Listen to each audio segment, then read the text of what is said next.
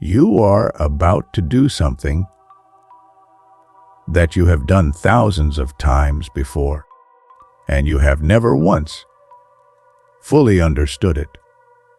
Tonight, you will lose consciousness. Your muscles will go limp. Your eyes will roll back. Your breathing will slow to almost nothing.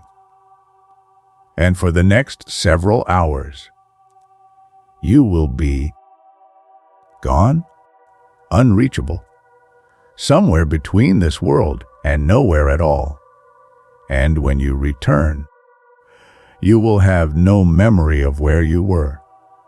We call this sleep, and we treat it as though it is the most ordinary thing in the world. But here is what your biology actually knows: that your busy, distracted, screen-lit modern life has quietly forgotten. Every system in your body depends on what happens in those hours of darkness. Your brain is being washed clean of the toxic proteins that,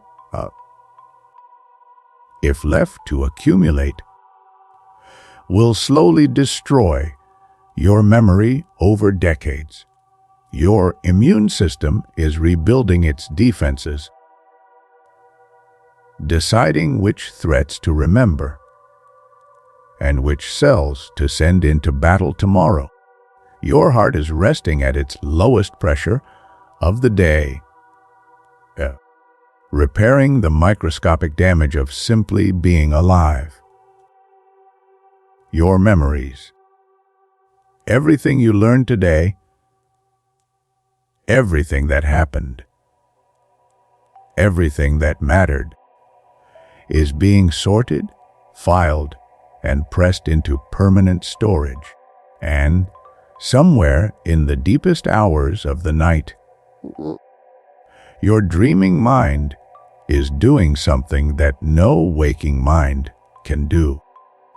It is making connections that will make you, tomorrow, genuinely smarter than you were today. All of this, while you are unconscious, while you think nothing is happening. The question is not whether sleep matters. The question is why.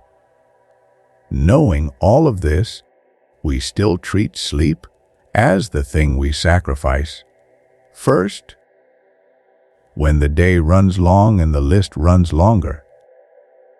Tonight, we are going to answer that question, and by the time we are done, you will never look at the hours before midnight the same way again. So settle in. Let your breathing deepen. Let the weight of the day begin, very slowly, to fall away.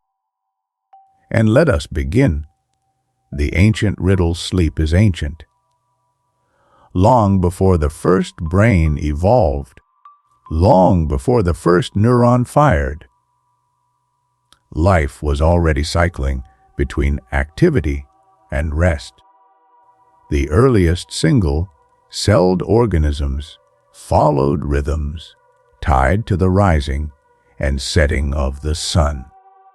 These rhythms are etched into the DNA of every living thing. But the real shock came from the ocean. Scientists discovered that jellyfish, creatures with no brain at all, no central nervous system, no skull to house a sleeping mind, still enter a sleep-like state every night. At dusk, for jellyfish pulse more slowly. They drift toward the seafloor. They become less responsive to the world around them. And if you deprive them of this rest, the next day they are sluggish. They move less. They react poorly. They behave tired. This discovery changed everything. It told us that sleep is not something brains invented. Sleep is something far older. It may have begun as a simple metabolic rhythm, a way for cells to conserve energy and repair damage. Billions of years before the first thought was ever thought. Since then, evolution has preserved sleep across every branch of life. Insects sleep, fish sleep, birds sleep, reptiles sleep, mammals sleep. Every creature with a nervous system, and some without, surrenders to rest. The universal need for sleep suggests something profound. It is not a luxury. It is not a flaw.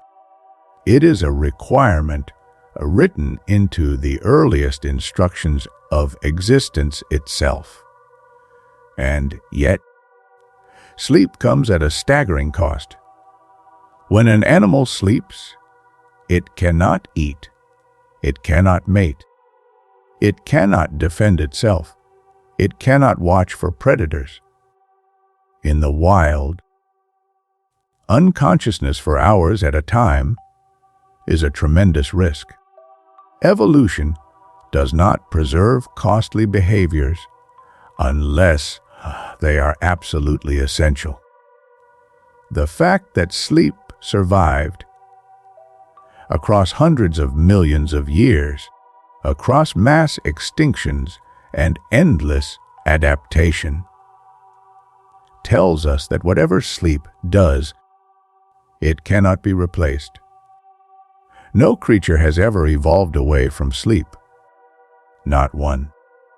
That is the first clue. Sleep is not optional. It is survival. And the second clue is what happens when sleep is taken away.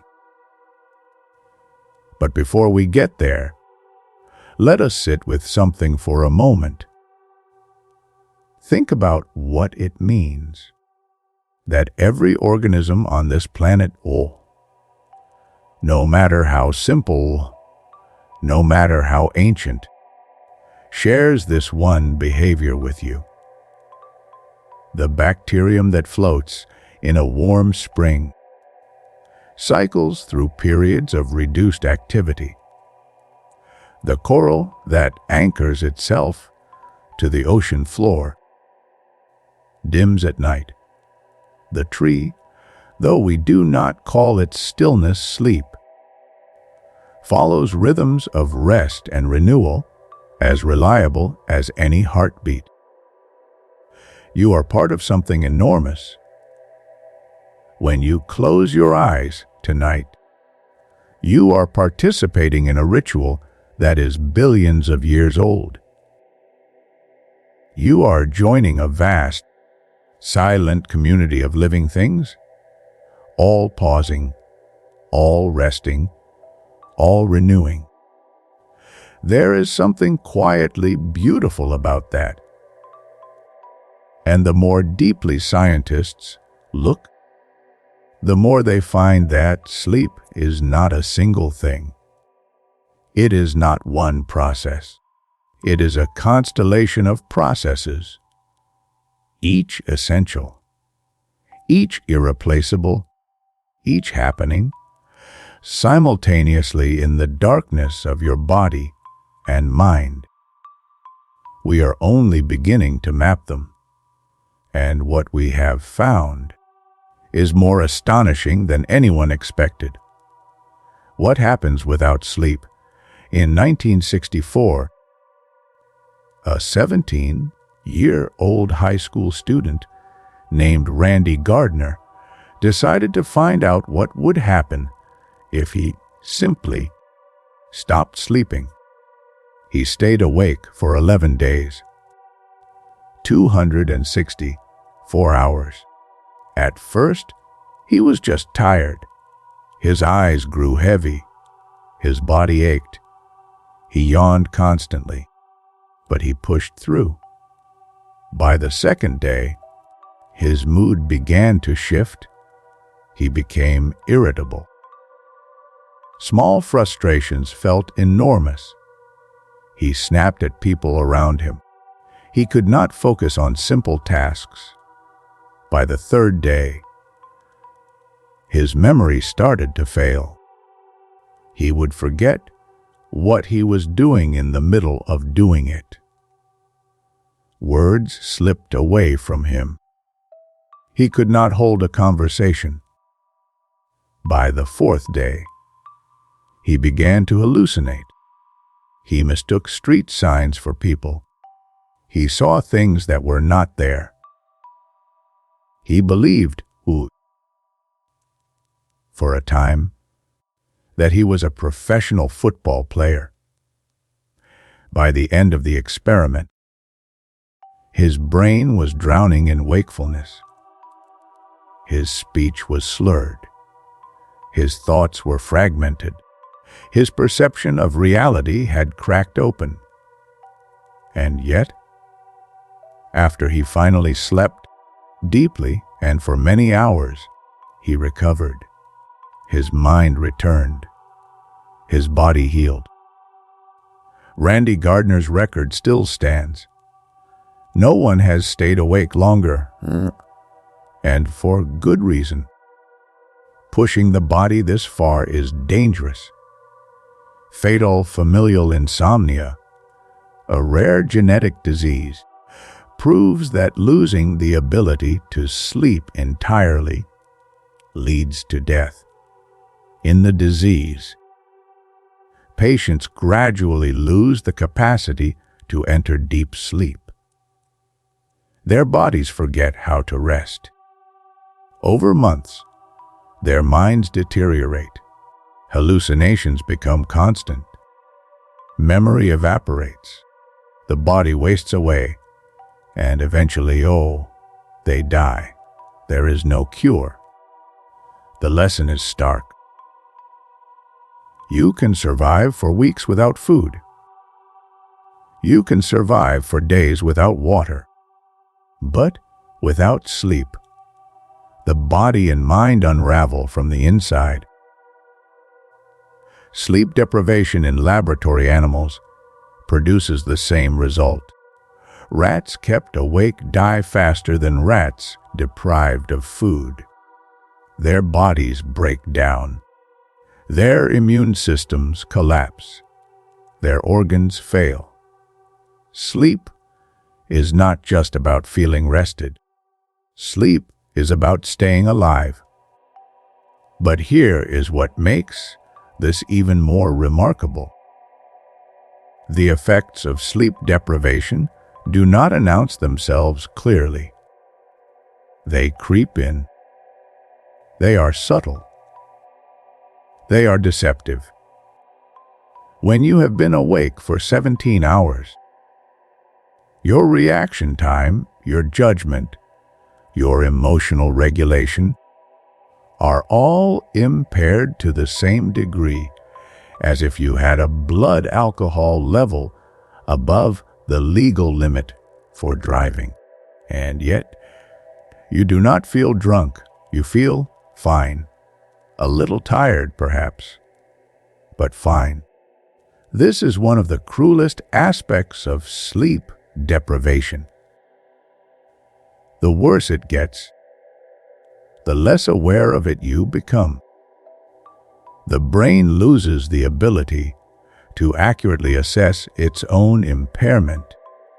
It grows confident precisely when it should be most cautious.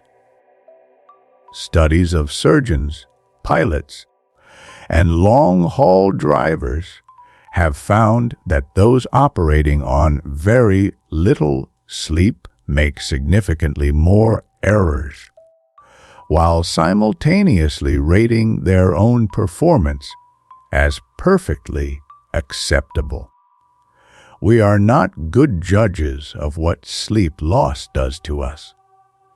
And this matters enormously because in the modern world, we have collectively decided that sleeping less is a virtue, that the person who wakes earliest and works latest is the most dedicated, the most committed, the most deserving of success.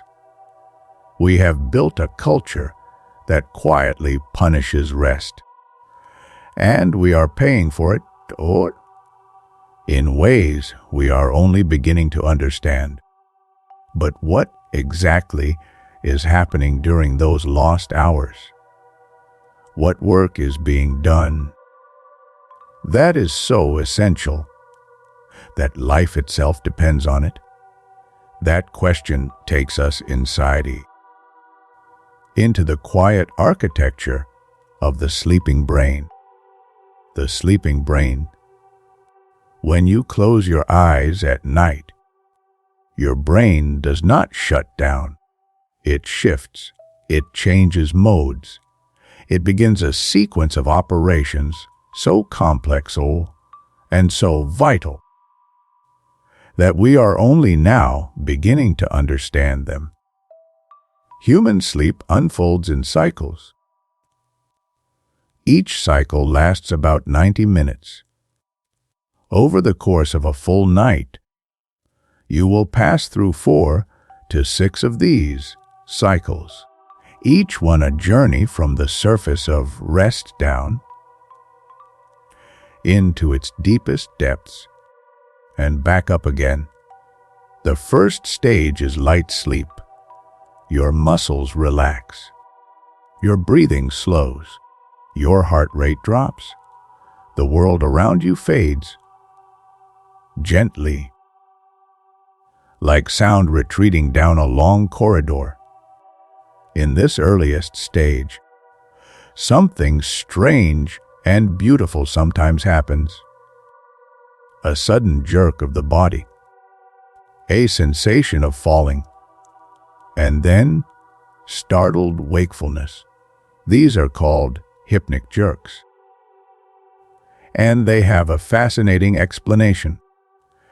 As the brain begins to release its grip on wakefulness, it briefly misinterprets the relaxation of your muscles as the beginning of a fall. It fires a signal to catch itself. Your limbs jerk. Your eyes open. Your heart quickens for just a moment. And then, reassured, you settle back towards sleep. It is one of the small dramas that unfold in the transition between worlds. Then, you descend into deep sleep. Scientists call it slow wave sleep. Your brain produces long, rolling waves of electrical activity, like a tide pulling back from the shore. Your body temperature drops. Your blood pressure falls. Your heart beats more slowly than at any other time in your day. This is the body's repair workshop. During deep sleep, growth hormone floods your bloodstream. Muscles that were stressed during the day begin to knit back together. Tissues regenerate. Bones strengthen. Your immune system releases proteins called cytokines, which fight infection and reduce inflammation. Without deep sleep, your body cannot heal. Athletes who are deprived of deep sleep recover from training more slowly. Wounds take longer to close. The immune system weakens, leaving you vulnerable to colds, to flu, to the quiet erosion of chronic illness. But deep sleep is only half the story. Rising from those depths, your brain enters REM sleep, rapid eye movement. This is the dreaming stage. Your eyes dart back and forth beneath closed lids. Your brain becomes almost as active as when you are awake. yet your body remains paralyzed, held still by a chemical lock that prevents you from acting out your dreams. During REM, something extraordinary happens. Your brain processes emotions. The amygdala, the seat of fear and anger, becomes highly active, while stress chemicals like norepinephrine drop to their lowest levels. This creates a safe space, a simulation room, where your mind can replay difficult experiences without being overwhelmed by them. At the same time, memories are being consolidated. The hippocampus, a seahorse-shaped structure deep in the brain, replays the experiences of the day, transferring them into long-term storage in the cortex. Important details are strengthened. Unimportant ones are pruned away. It is as though your brain is running an overnight backup, sorting through the chaos of the day, keeping what matters, and discarding the noise. Without REM sleep, memories remain fragile, emotions stay raw, learning does not stick, and the cycling between these stages matters deeply. Early in the night, your sleep cycles are dominated by deep, slow wave sleep. The body takes priority, repair, restoration, physical renewal. But as the night progresses, the cycles shift. Deep sleep shortens, REM lengthens.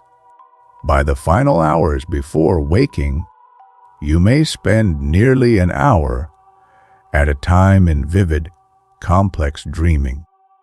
This is why cutting your sleep short by even an hour or two disproportionately robs you of REM. You are not just losing time. You are losing the stage of sleep most critical for emotional balance, for creativity, for the consolidation of complex ideas. The architecture of a full night of sleep is not uniform. Every hour has a purpose. Every stage plays its role, and they cannot simply be rearranged or compressed without cost. And beyond all of this, there is a third process, one that was only discovered in the last decade, and it may be the most important of all. The brain's cleaning system. For most of human history, we believed that the brain was isolated from the body's waste. Clearing systems. The lymphatic system, which drains toxins from tissues throughout the body, does not extend into the brain. So how, scientists wondered, does the brain clean itself? The answer came in 2012, and it changed neuroscience forever. A team of researchers discovered what they named the glymphatic system, a hidden network of channels that opens up inside the brain during sleep. During waking hours, these channels are narrow. The brain cells are packed tightly together, processing information, firing signals, doing the work of consciousness.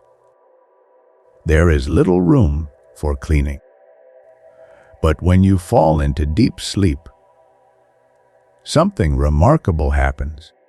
The space between brain cells expands by nearly 60%. Channels widen, and cerebrospinal fluid, The clear liquid that cushions your brain begins to flow through these channels like a gentle tide, washing away the debris of the day. One of the substances swept away is beta amyloid, a sticky protein that builds up in the brains of people with Alzheimer's disease. Another is tau, another protein linked to dementia. Metabolic waste, cellular garbage, the byproducts of thinking itself. The brain is the most metabolically active organ in the body. It burns an enormous amount of energy, and like any engine running at high capacity, it produces waste, toxic byproducts of all that electrical activity, all that chemical signaling. During the day, this waste accumulates. The cleaning system cannot keep up. The channels are too narrow.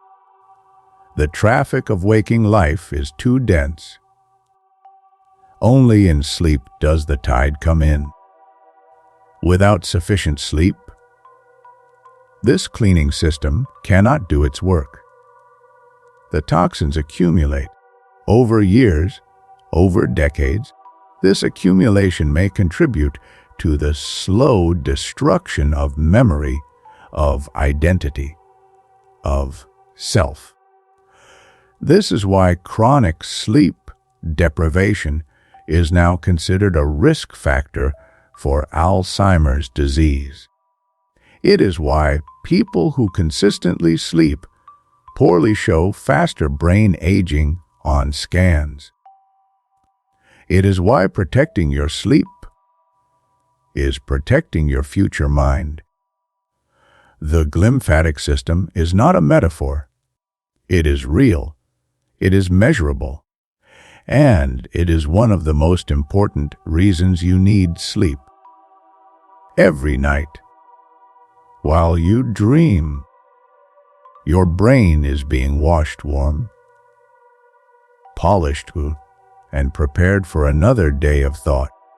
And there is a quiet irony here that deserves a moment of reflection.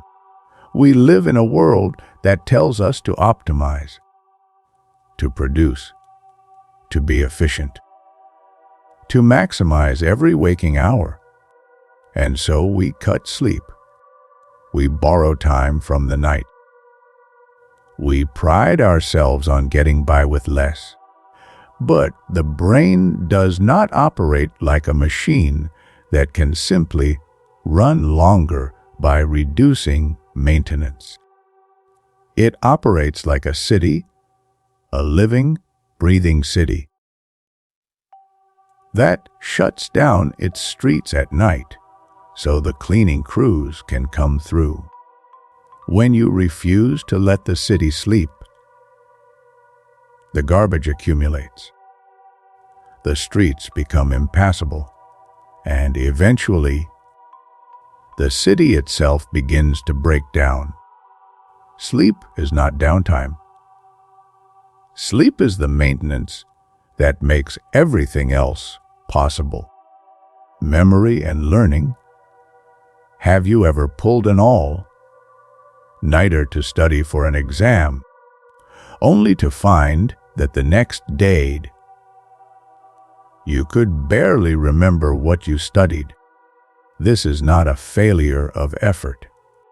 It is a failure of biology. Learning does not end when you close the textbook. Learning ends when you sleep. During sleep, your brain replays the experiences of the day. Neurons that fired together while you were awake fire together again, but faster. In some cases, the replay speed is 20 times the original experience.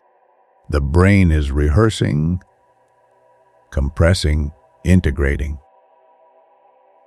Think of the hippocampus as a temporary storage drive. It captures the events of the day, but it has limited capacity. During deep sleep, these memories are transferred to the cortex O, the brain's long-term hard drive. At the same time, the brain prunes away connections that are not needed. Not every moment of the day is worth keeping. The brain is selective. It strengthens what matters and lets go of what does not. This is why a good night of sleep before an exam matters as much as the hours of study.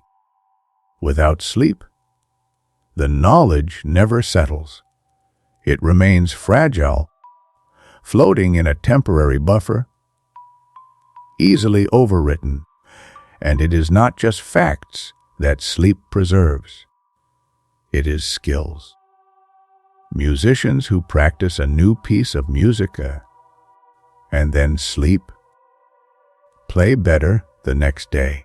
Athletes who train and then sleep perform with greater precision. The brain rehearses physical movements during sleep, refining motor patterns, embedding them into muscle memory. Sleep, in this sense, is not rest from learning. Sleep is the final stage of learning. But here is something that goes even deeper. Sleep does not merely preserve what you learned. It transforms it. During the overnight processing of memories, your brain does something remarkable. It begins to extract patterns, to find the underlying rules, to see connections that were invisible in the raw material of experience. In one elegant study, participants were taught a long sequence of numbers that followed a hidden mathematical rule. None of them were told the rule existed. They simply practiced the sequence until they were reasonably good at it. And then they slept. In the morning, nearly 30% of those who had slept discovered the hidden rule on their own. They did not know how. They simply saw it. The pattern had surfaced overnight, without effort, without intention.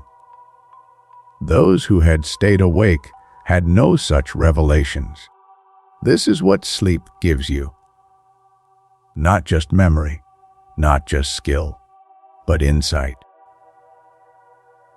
The ability to see through the surface of experience to the structure beneath it. And this may explain one of the oldest and most persistent observations in the history of science and art. The solution that comes in the morning, the breakthrough that arrives after a night of rest, the answer that was nowhere to be found and then suddenly was obvious. It was not magic. It was not luck. It was sleep on it, doing exactly what it was designed to do. Emotional healing, but sleep does more than preserve memories.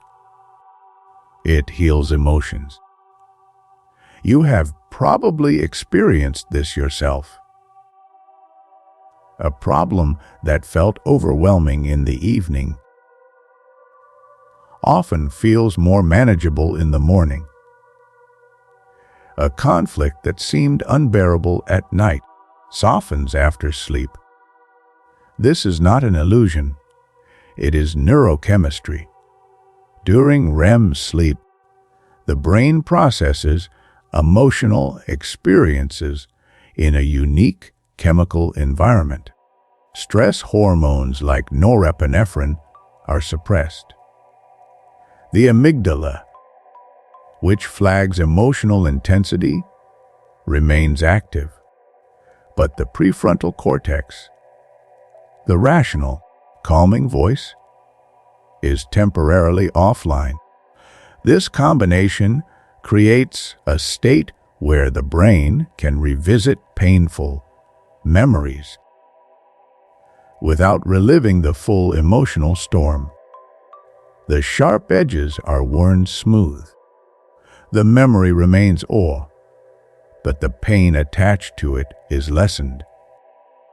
Scientists call this overnight therapy. It is why sleep deprivation makes people more reactive, more irritable, more likely to snap at loved ones. Without REM sleep, emotions stay raw. The brain cannot process them. They accumulate like unread messages, demanding attention. It is also why sleep disturbances are so tightly linked to mental health.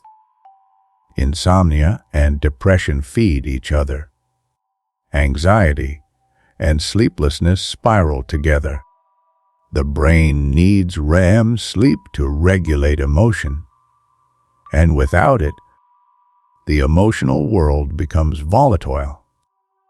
In a very real sense, every dream you have is a quiet act of healing. The strange stories, the impossible landscapes, the familiar faces appearing in unfamiliar places, they are not random. They are your brain, working through the weight of being alive. Dreams may not erase pain, but they transform it into something bearable. And there is something more to say about this, something that is rarely spoken in the language of neuroscience, but that every human being knows from the inside. There are nights when you go to sleep carrying something too heavy to hold. Grief, fear, shame. The slow ache of a loss you cannot name. The particular loneliness of a problem that has no solution. The weight of a conversation that went wrong, of a door that closed, of a future that no longer exists in the shape you had imagined. You carry these things to bed with you, and in the morning, they are still there. You did not dream them away. You did not solve them while you slept. But something has shifted. The weight is the same, but you are slightly stronger, slightly more able to bear it, slightly more able to take the next step. This is not coincidence. Your brain spent the night processing, not eliminating, but integrating. It took the raw, jagged edges of your pain and began the slow work of incorporating them into the larger story of who you are. This is what grief researchers call meaning, making, and sleep, it turns out, is one of its most important architects. It is also why sleep disturbances are so tightly linked to mental health. Insomnia and depression feed each other. Anxiety and sleeplessness spiral together. The brain needs REM sleep to regulate emotion, and without it, the emotional world becomes volatile. In a very real sense, every dream you have is a quiet act of healing. The strange stories, the impossible landscapes, the familiar faces appearing in unfamiliar places. They are not random. They are your brain, working through the weight of being alive. Dreams may not erase pain, but they transform it into something bearable. And there is something more to say about this, something that is rarely spoken in the language of neuroscience, but that every human being knows from the inside. There are nights when you go to sleep carrying something too heavy to hold. Grief, fear, shame. The slow ache of a loss you cannot name. The particular loneliness of a problem that has no solution. The weight of a conversation that went wrong. Of a door that closed. Of a future that no longer exists in the shape you had imagined. You carry these things to bed with you. And in the morning, they are still there. You did not dream them away. You did not solve them while you slept. But something has shifted. The weight is the same, but you are slightly stronger. Slightly more able to bear it. Slightly more able to take the next step. This is not coincidence. Your brain spent the night processing, not eliminating, but integrating.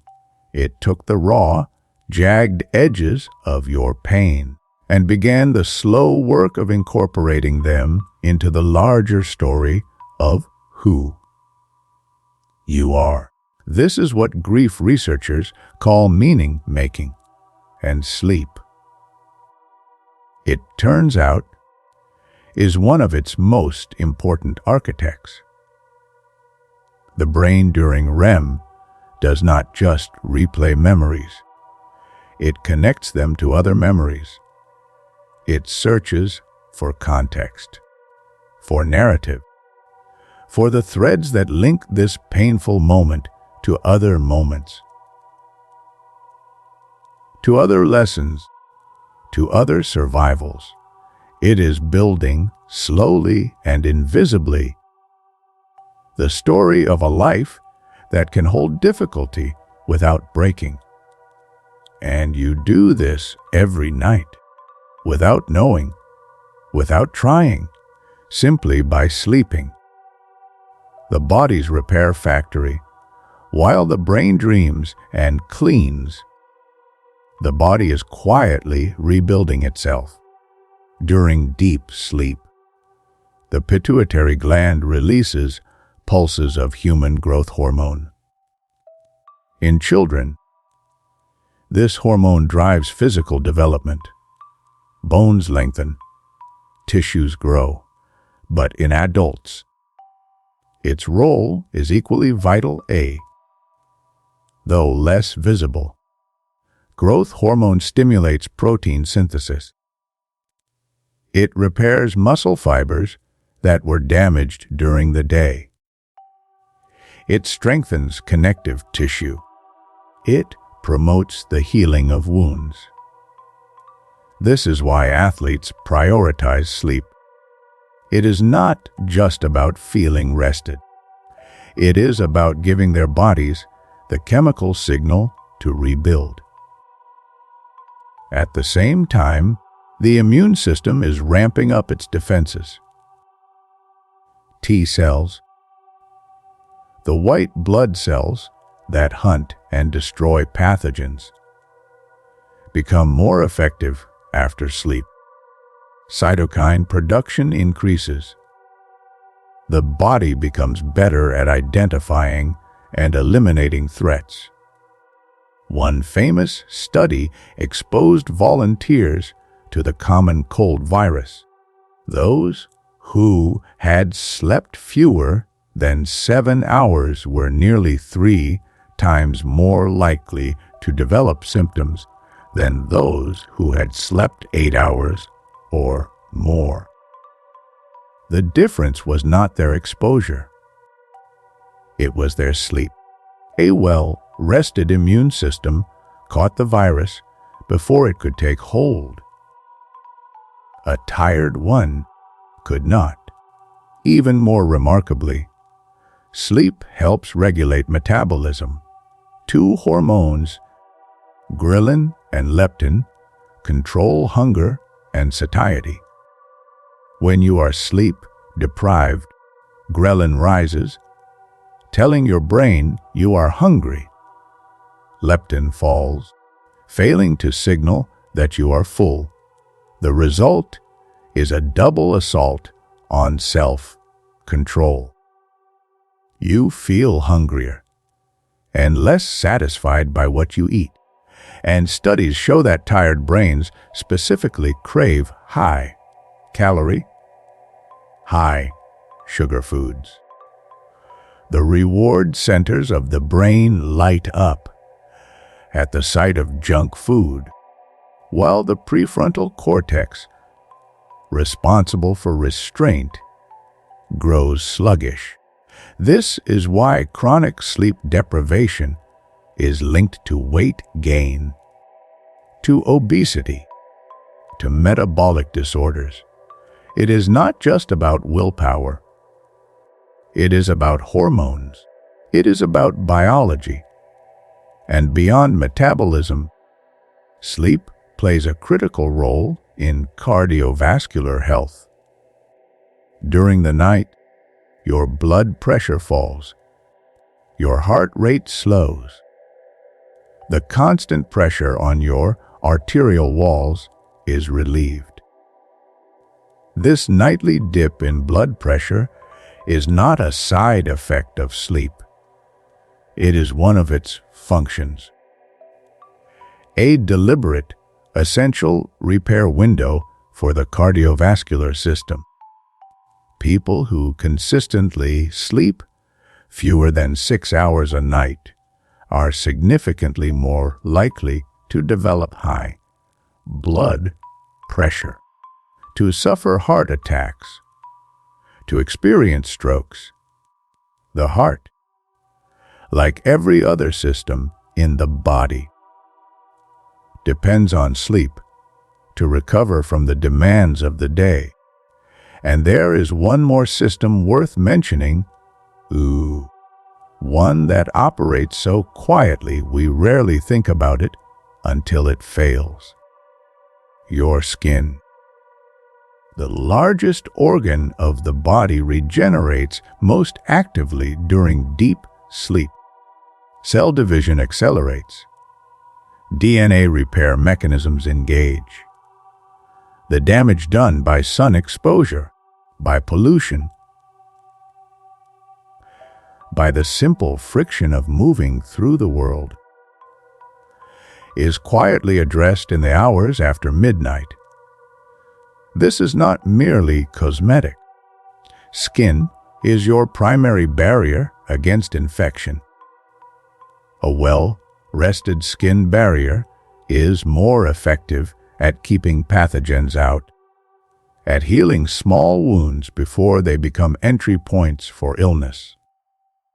Sleep, in this sense, is a full body maintenance protocol, not just for the brain, not just for the muscles, for everything, every system, every organ, every cell, all of it, waiting for the night to do its work.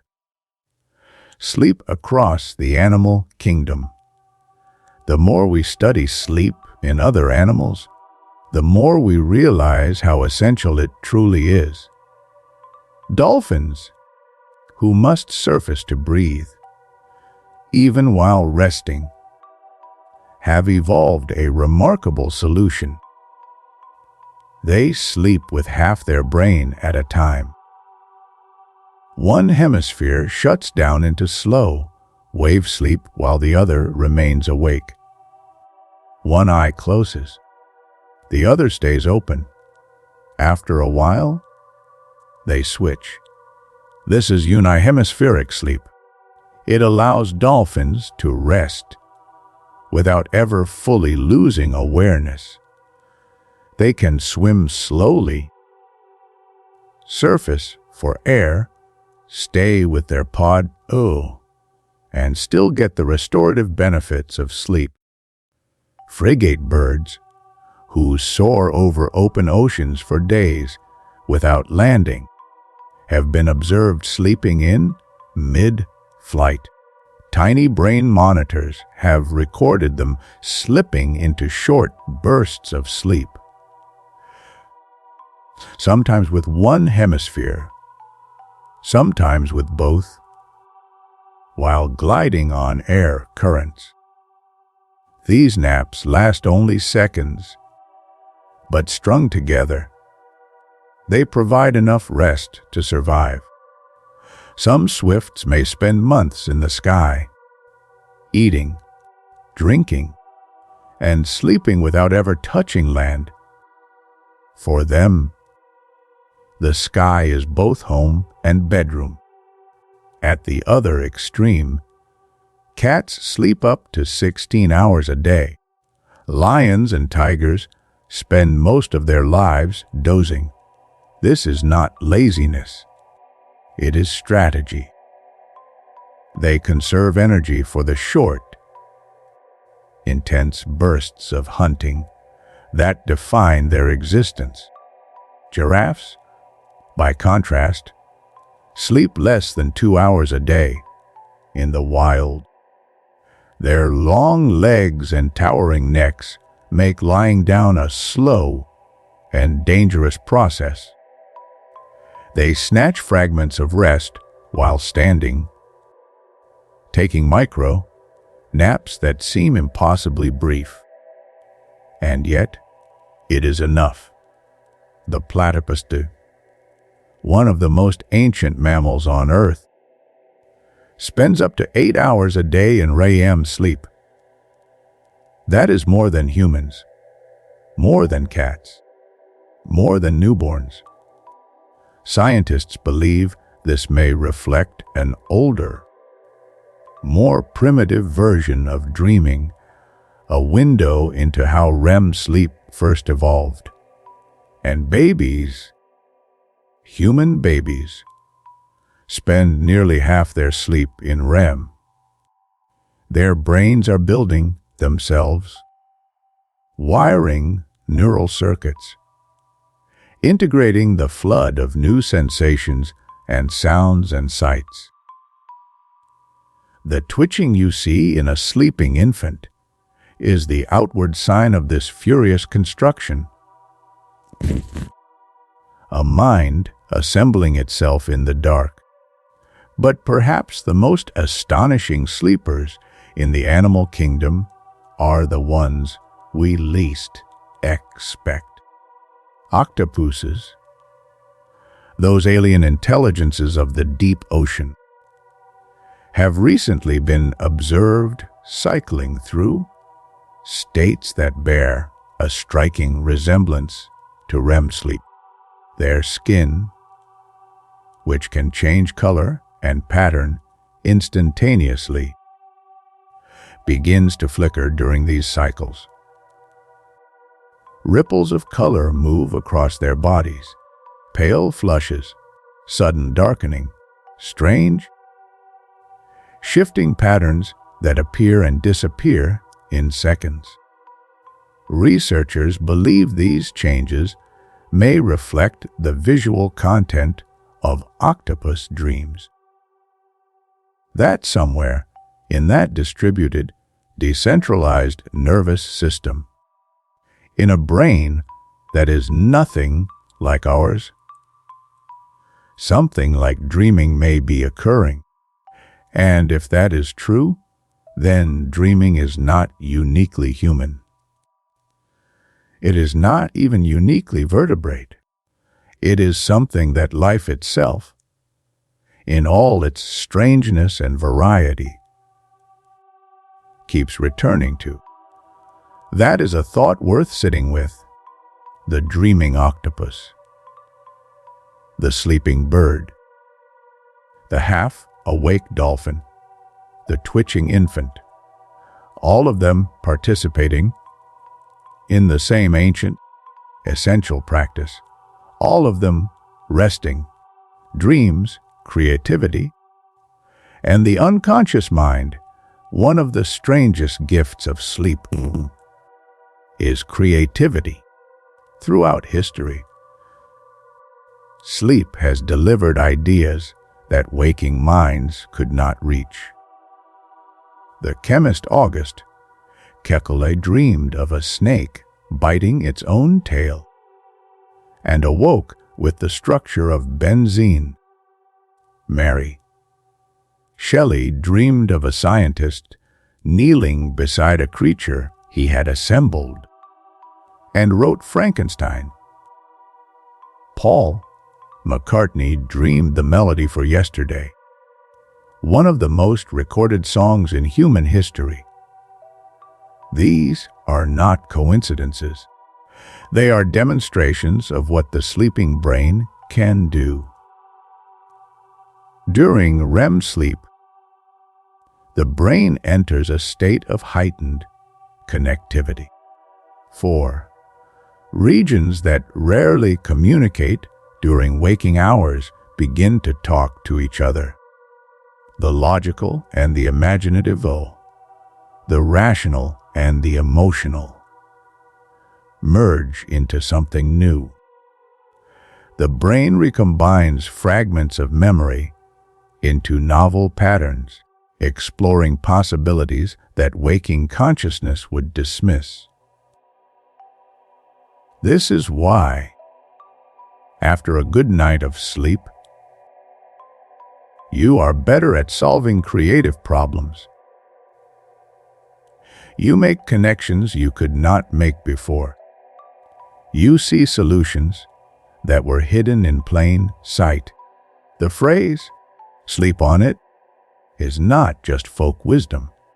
It is neuroscience.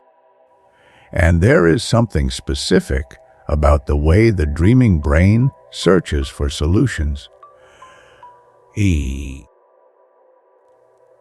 Something that distinguishes it from waking thought in a fundamental way.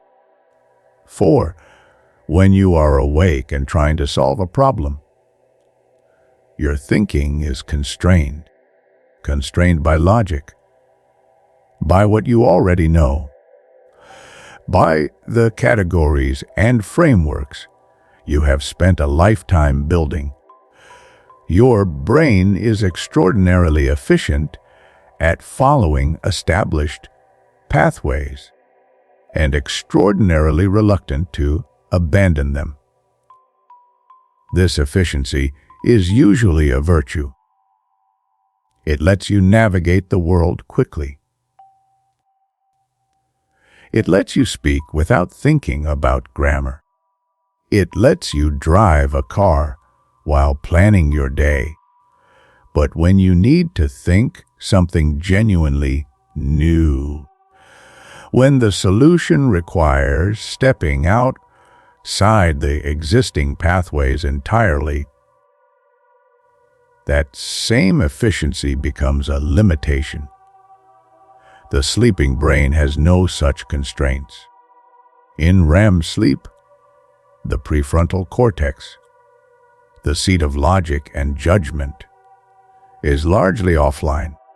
The brain is free to wander, to make connections that waking logic would dismiss as absurd, to combine things that have never been combined, to see analogies across vast distances of thought and memory.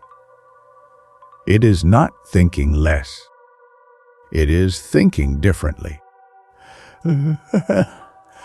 And the most creative moments of human history may owe more to this nocturnal wandering than we have ever acknowledged.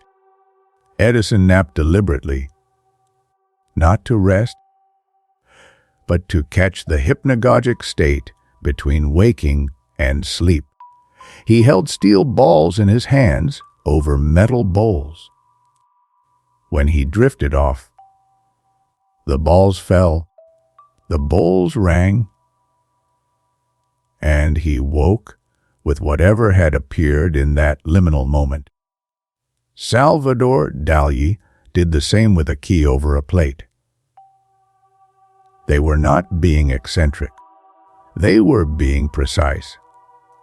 They had discovered, through intuition and trial and error, what neuroscience would later confirm, that the most creative state the human brain enters is not full wakefulness and not deep sleep. It is the threshold, the in-between, the moment of surrender. And that threshold is available to all of us, every single night. Most of us forget 90% of our dreams within minutes of waking. But their work is done, the connections have been made, the ideas have been planted. And in the morning, without knowing exactly how, we wake a little wiser, a little more creative, a little more whole. What if we paid more attention? What if we kept a notebook by the bed? What if we trained ourselves to linger in the soft space of waking? Before the urgent business of the day swept in, what would we find there? The answer, for anyone who has tried it, is often surprising. The sleeping mind has been working, and it has things to say. The clock inside you. There is one more layer to the science of sleep that deserves its own moment of attention. Inside every cell of your body, there is a clock. Not a metaphorical clock, a literal, molecular clock. A set of genes that cycle through a precise 24-hour rhythm.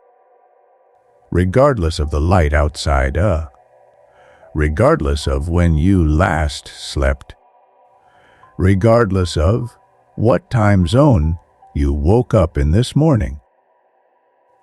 These clocks are called circadian rhythms, from the Latin circa dies, meaning approximately 1 day, and they govern nearly every aspect of your biology. Your body temperature rises and falls on a 24-hour cycle. Your cortisol, the alertness hormone, peaks in the early morning and falls through the day.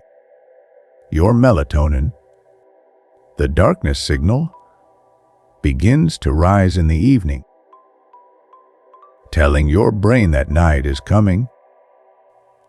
Your core temperature drops slightly in the hours before sleep, inviting the onset of rest. Your immune system follows a circadian rhythm. Your digestion follows one.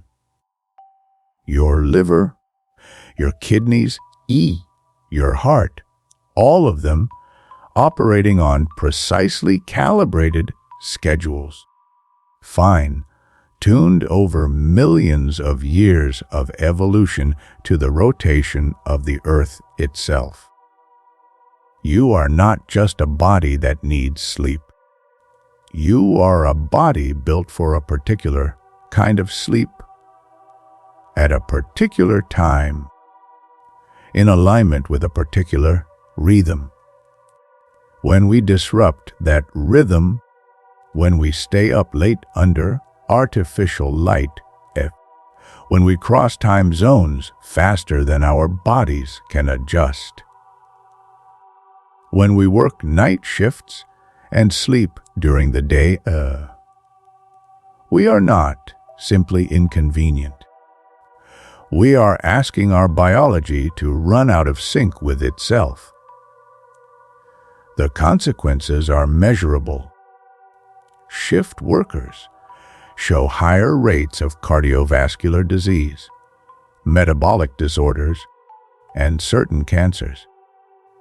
The chronic late bedtimes in adolescents are associated with poorer mental health outcomes. Even a single hour of lost sleep from daylight saving time produces a measurable spike in heart attacks the following day. The body's clock is not flexible, it is ancient. It evolved to align with the sun, and when it cannot, the cost is real. But there is a gentler lesson here too. One that is less about warning and more about wonder. You carry within you a clock that has been running uninterrupted for billions of years.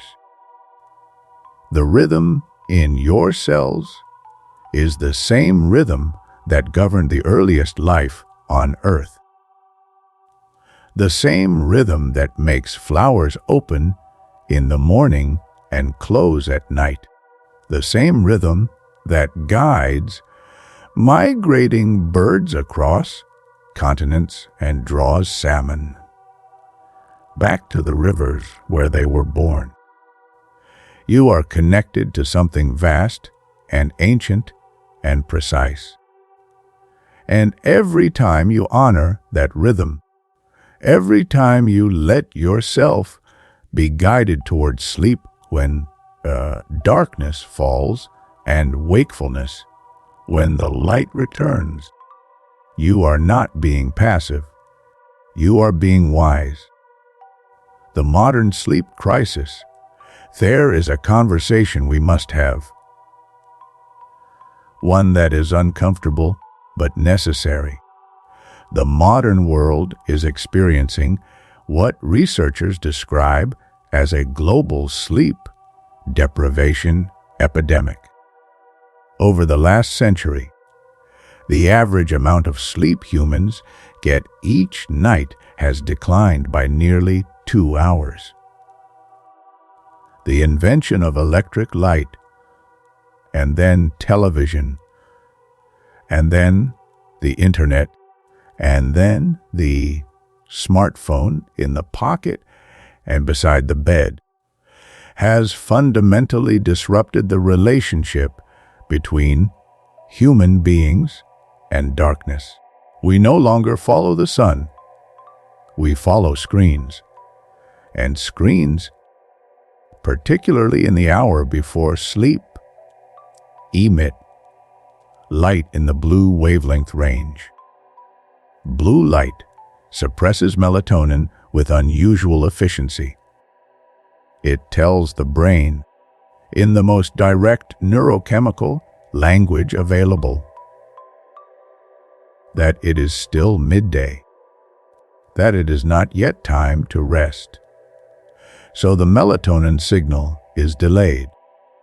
The onset of sleep is pushed back. The time you must wake in the morning does not change.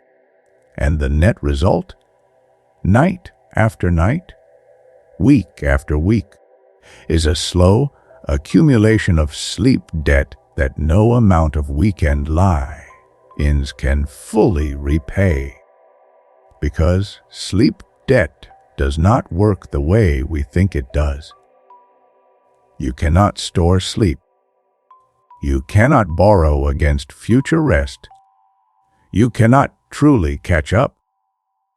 The cognitive and physiological deficits that accumulate during a week of insufficient sleep are not fully reversed by 2 nights of longer rest.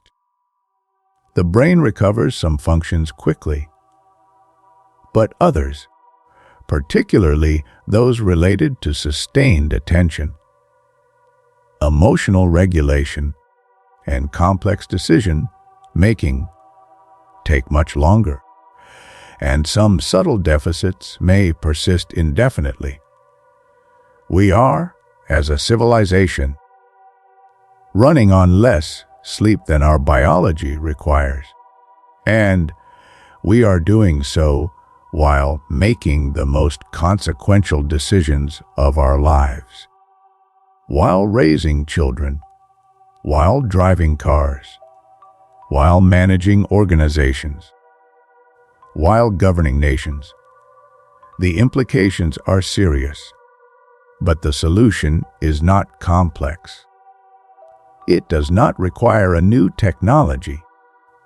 It does not require a medication or a supplement or a specialized device. It requires only what every creature on this planet has always known how to do. Rest.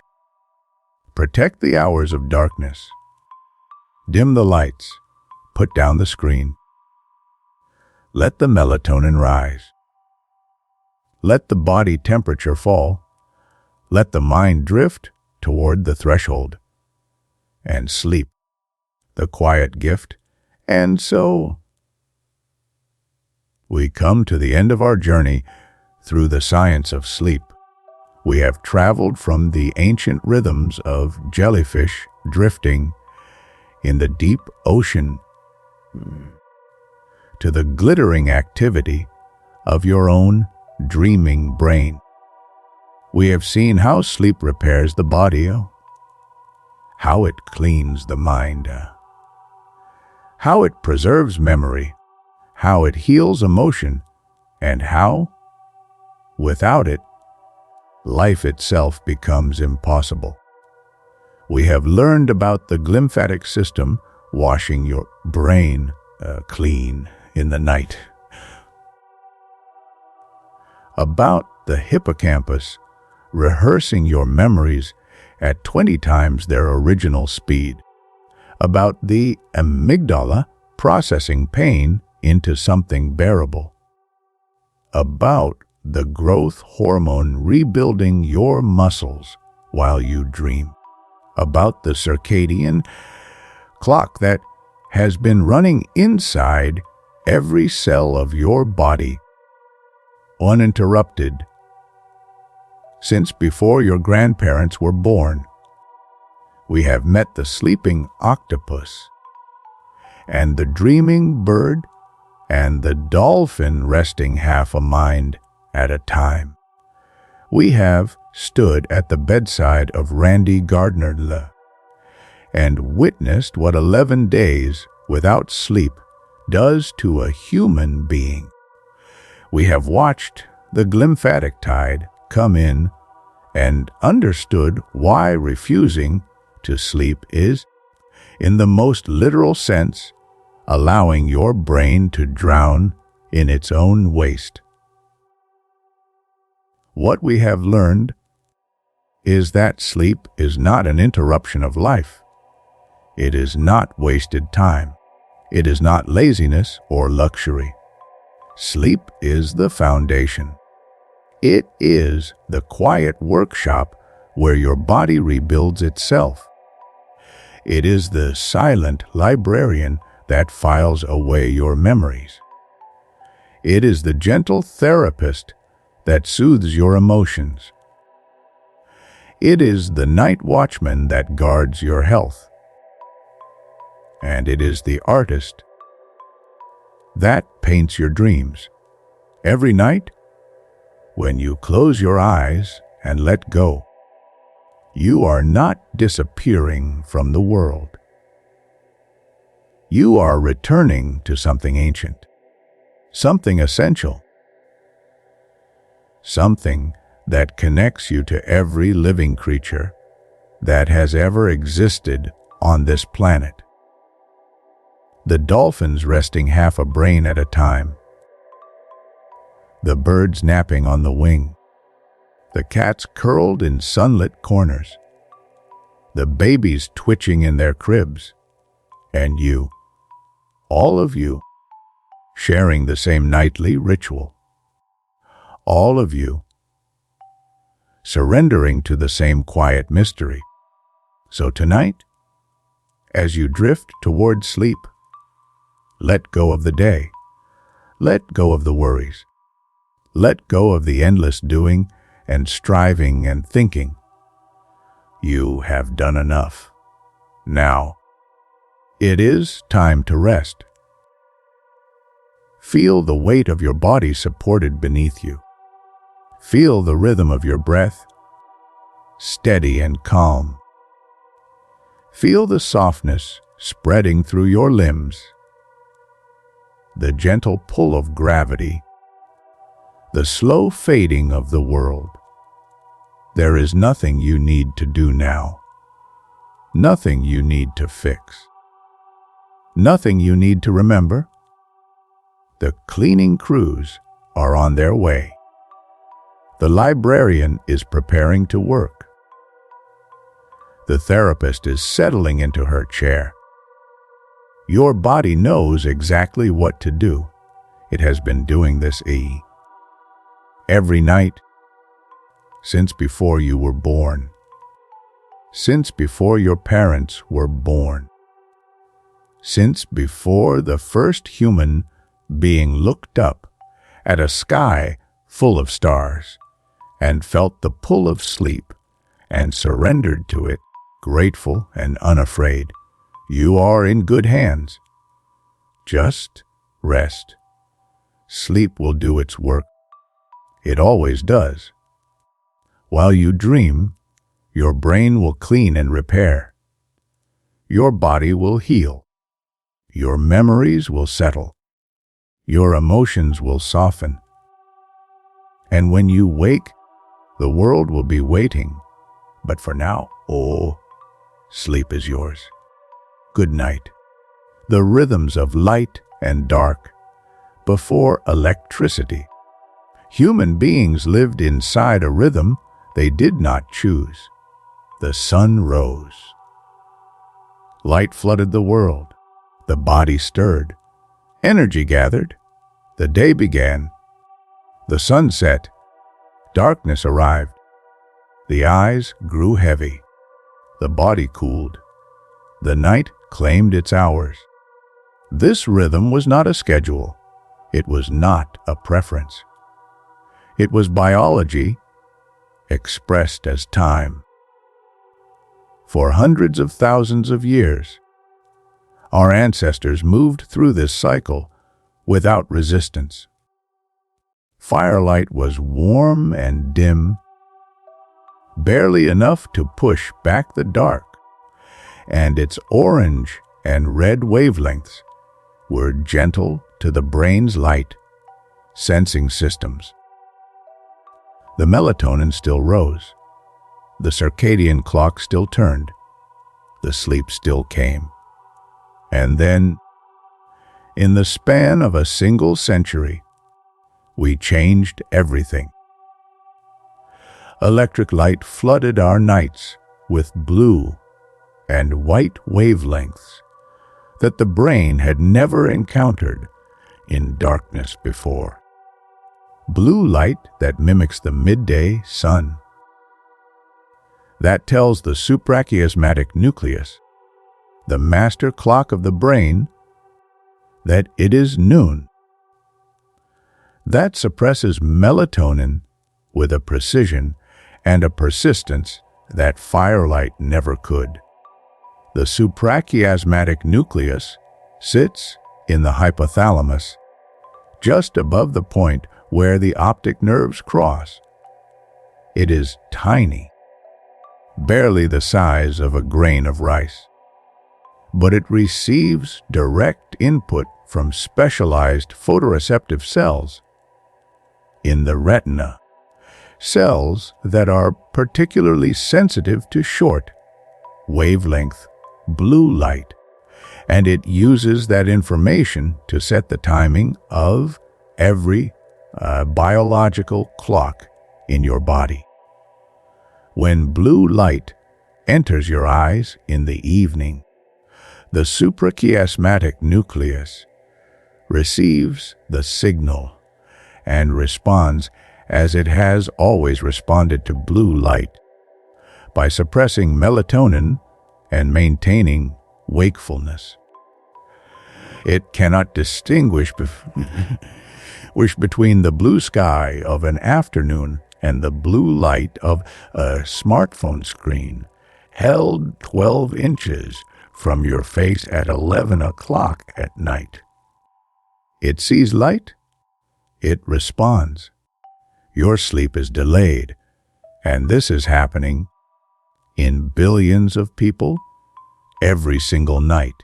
The result is a civilization that is awake when its biology wants to sleep, and then wakes by alarm when its biology has not finished resting, and then moves through the day on caffeine and willpower, trying to compensate for a debt that compounds with every passing night. Caffeine deserves its own moment here. Caffeine is the most widely consumed psychoactive substance in human history. It is found in coffee, tea, chocolate, energy drinks, and dozens of medications. And it works with remarkable efficiency by blocking adenosine receptors in the brain. Adenosine is a molecule that accumulates in the brain throughout the day as a byproduct of neural activity. It is sometimes called the sleep pressure molecule. The longer you are awake, the more adenosine accumulates, and the stronger the pressure to sleep becomes. Caffeine does not reduce this pressure. It does not clear the adenosine. It simply blocks the receptors that detect it, masking the sensation of tiredness while the adenosine continues to build. When the caffeine eventually wears off, the adenosine that has been accumulating during the hours of apparent wakefulness floods back to the receptors all at once.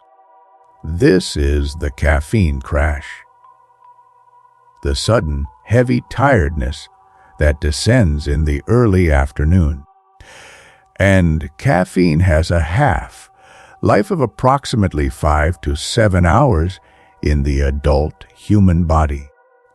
A cup of coffee consumed at noon still has half its caffeine circulating in your bloodstream at 5 or 6 in the evening.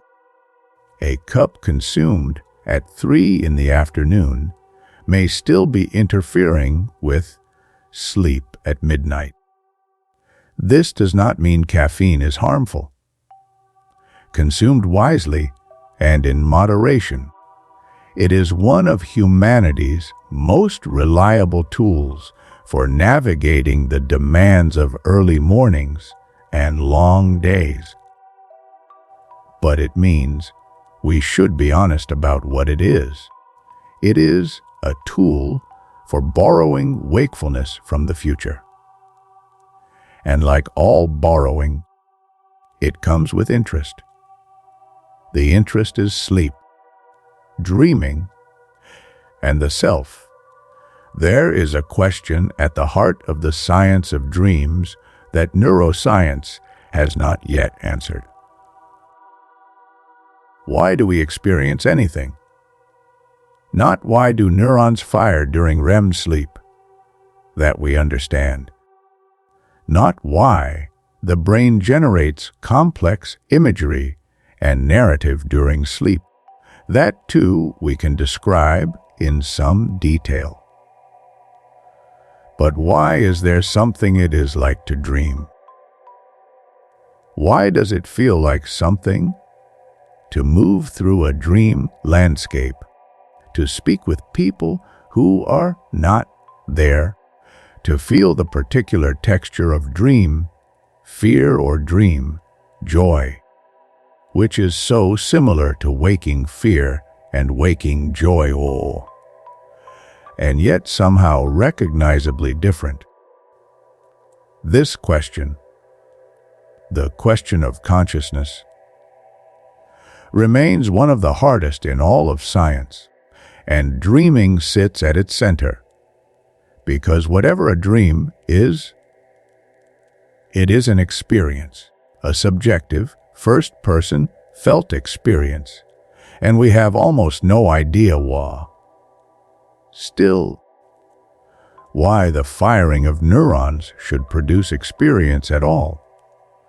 What we do know is this: dreams feel real, not in retrospect or when you know you were sleeping, but in the moment. While they are happening, they have the full texture of reality. The people are real people. The danger is real danger. The love is real love.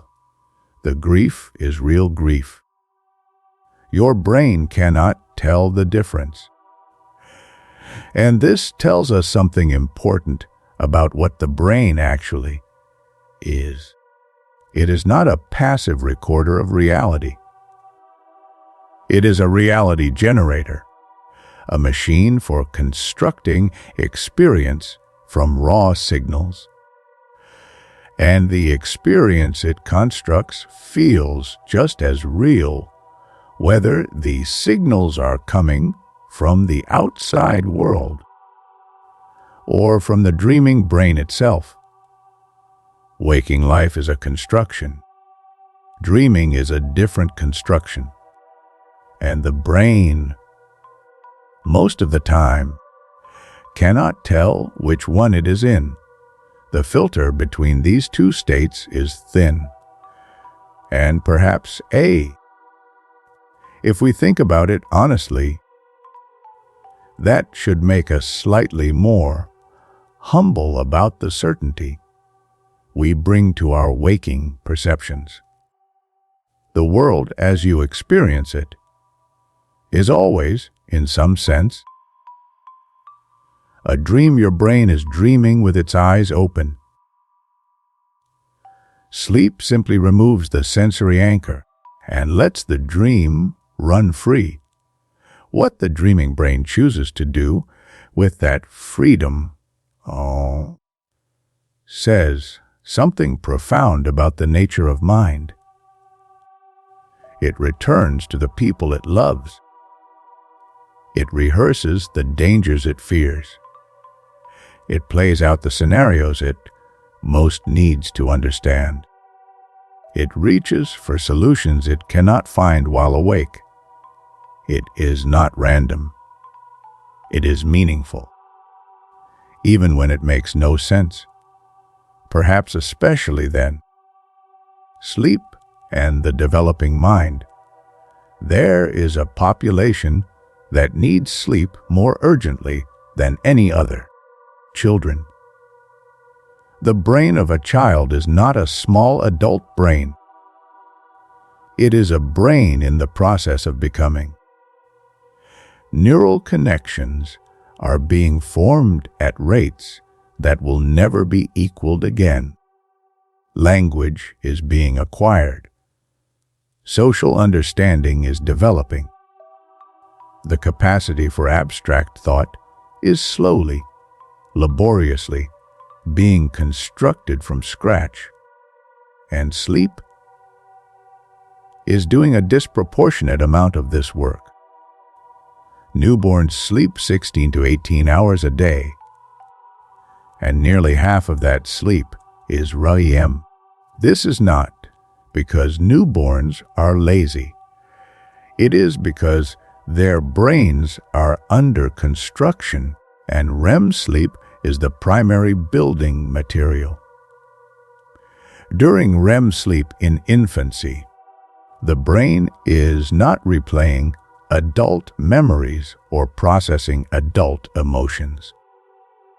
It is building the basic architecture of thought itself, wiring the circuits that will eventually support language, reasoning, emotional regulation, social connection.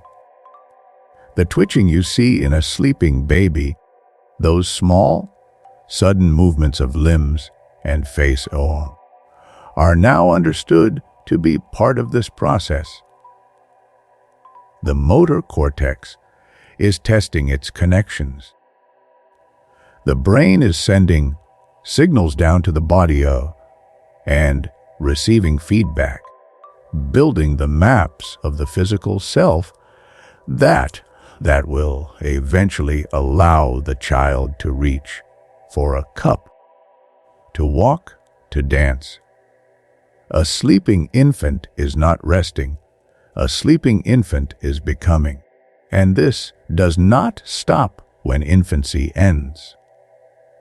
Throughout childhood and adolescence, sleep continues to be one of the primary drivers of neural development. Adolescents, in particular, are caught in a biological trap that our society largely ignores. During puberty, the timing of the circadian clock shifts significantly.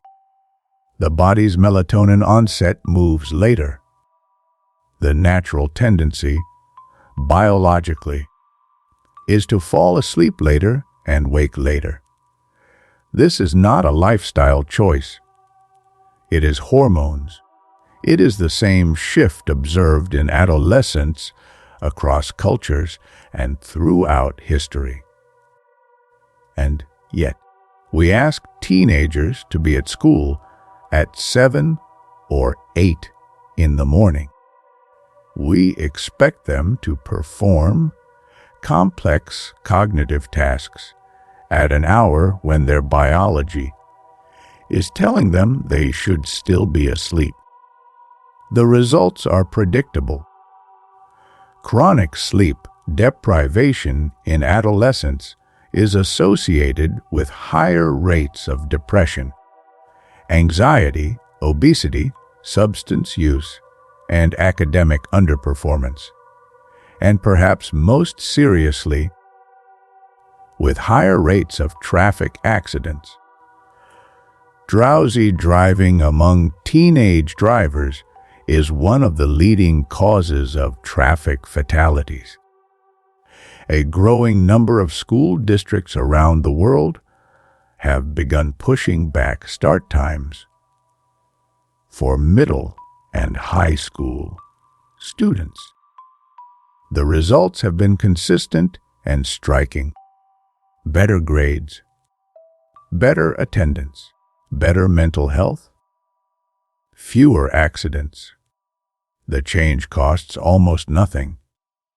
The benefit is enormous, and yet the resistance to change is fierce, because changing school start times is inconvenient, because we have arranged our lives around the current schedule, because there is a deep cultural suspicion of anyone who argues that teenagers need more sleep, as if needing sleep were a weakness. It is not. It is biology.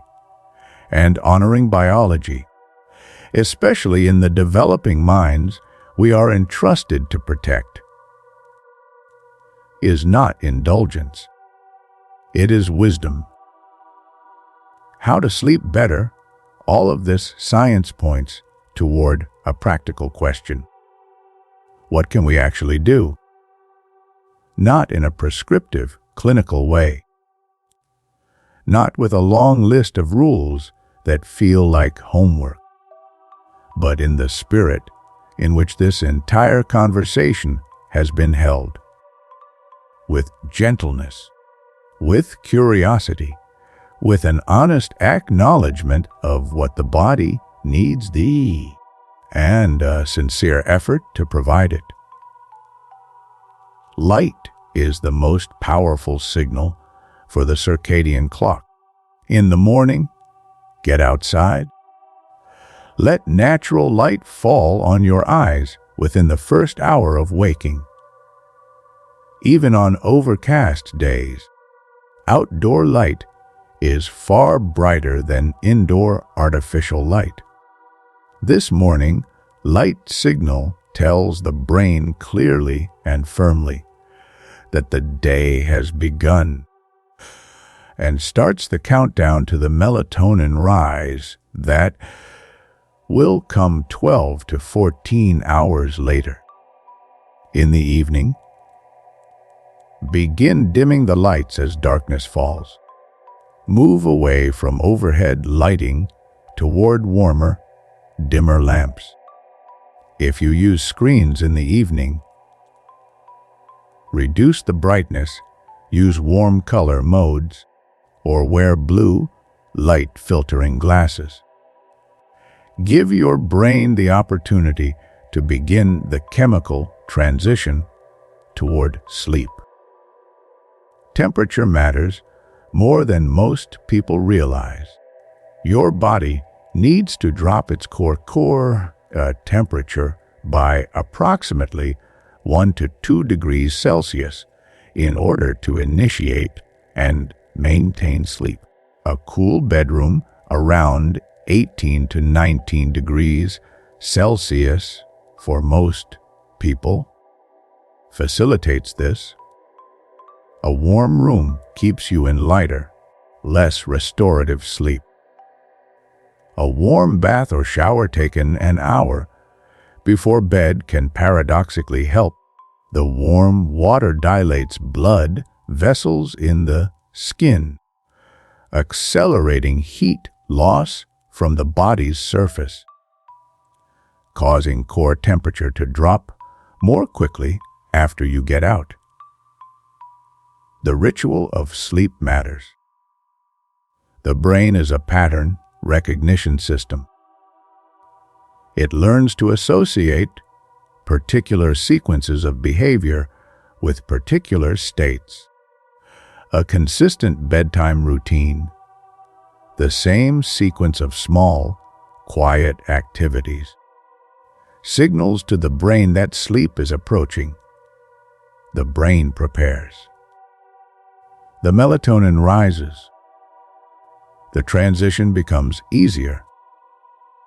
This is not about perfection. It is about consistency. You do not need to follow every guideline every night. You do not need to optimize every variable. You need only to move gradually, gently, over time, toward a life that treats sleep as what it actually is. Not a cost, not a concession, but a gift. One you give yourself every night. A final word on rest. We have covered a great deal of science tonight. But science is not the only way to understand sleep. There is another understanding, older than any laboratory, older than any brain scan, that is woven into the poetry and philosophy and spiritual traditions of every culture in human history. The understanding that rest is sacred, the Sabbath, the siesta, the afternoon nap codified into law in certain cultures. The monastic tradition of multiple prayer breaks through the night, which also created multiple sleep periods, a pattern that some researchers now believe may be closer to the natural human sleep architecture than our modern single block. These traditions did not arise from ignorance. They arose from wisdom, from the accumulated observation of countless generations who noticed over and over again that the person who rests is more capable, more kind, more creative, more whole, that the society that rests is more resilient, more just, more humane, that there is something in the act of stopping, of letting go, of releasing the urgent and the demanding and the anxious for a few hours of darkness that restores not just the body, but something harder to name. Something like perspective, something like peace. The relentless culture of productivity has told us, for a century, that rest is the enemy of achievement, that sleep is for the weak, that the person who grinds the longest will prevail. The science tells us something different.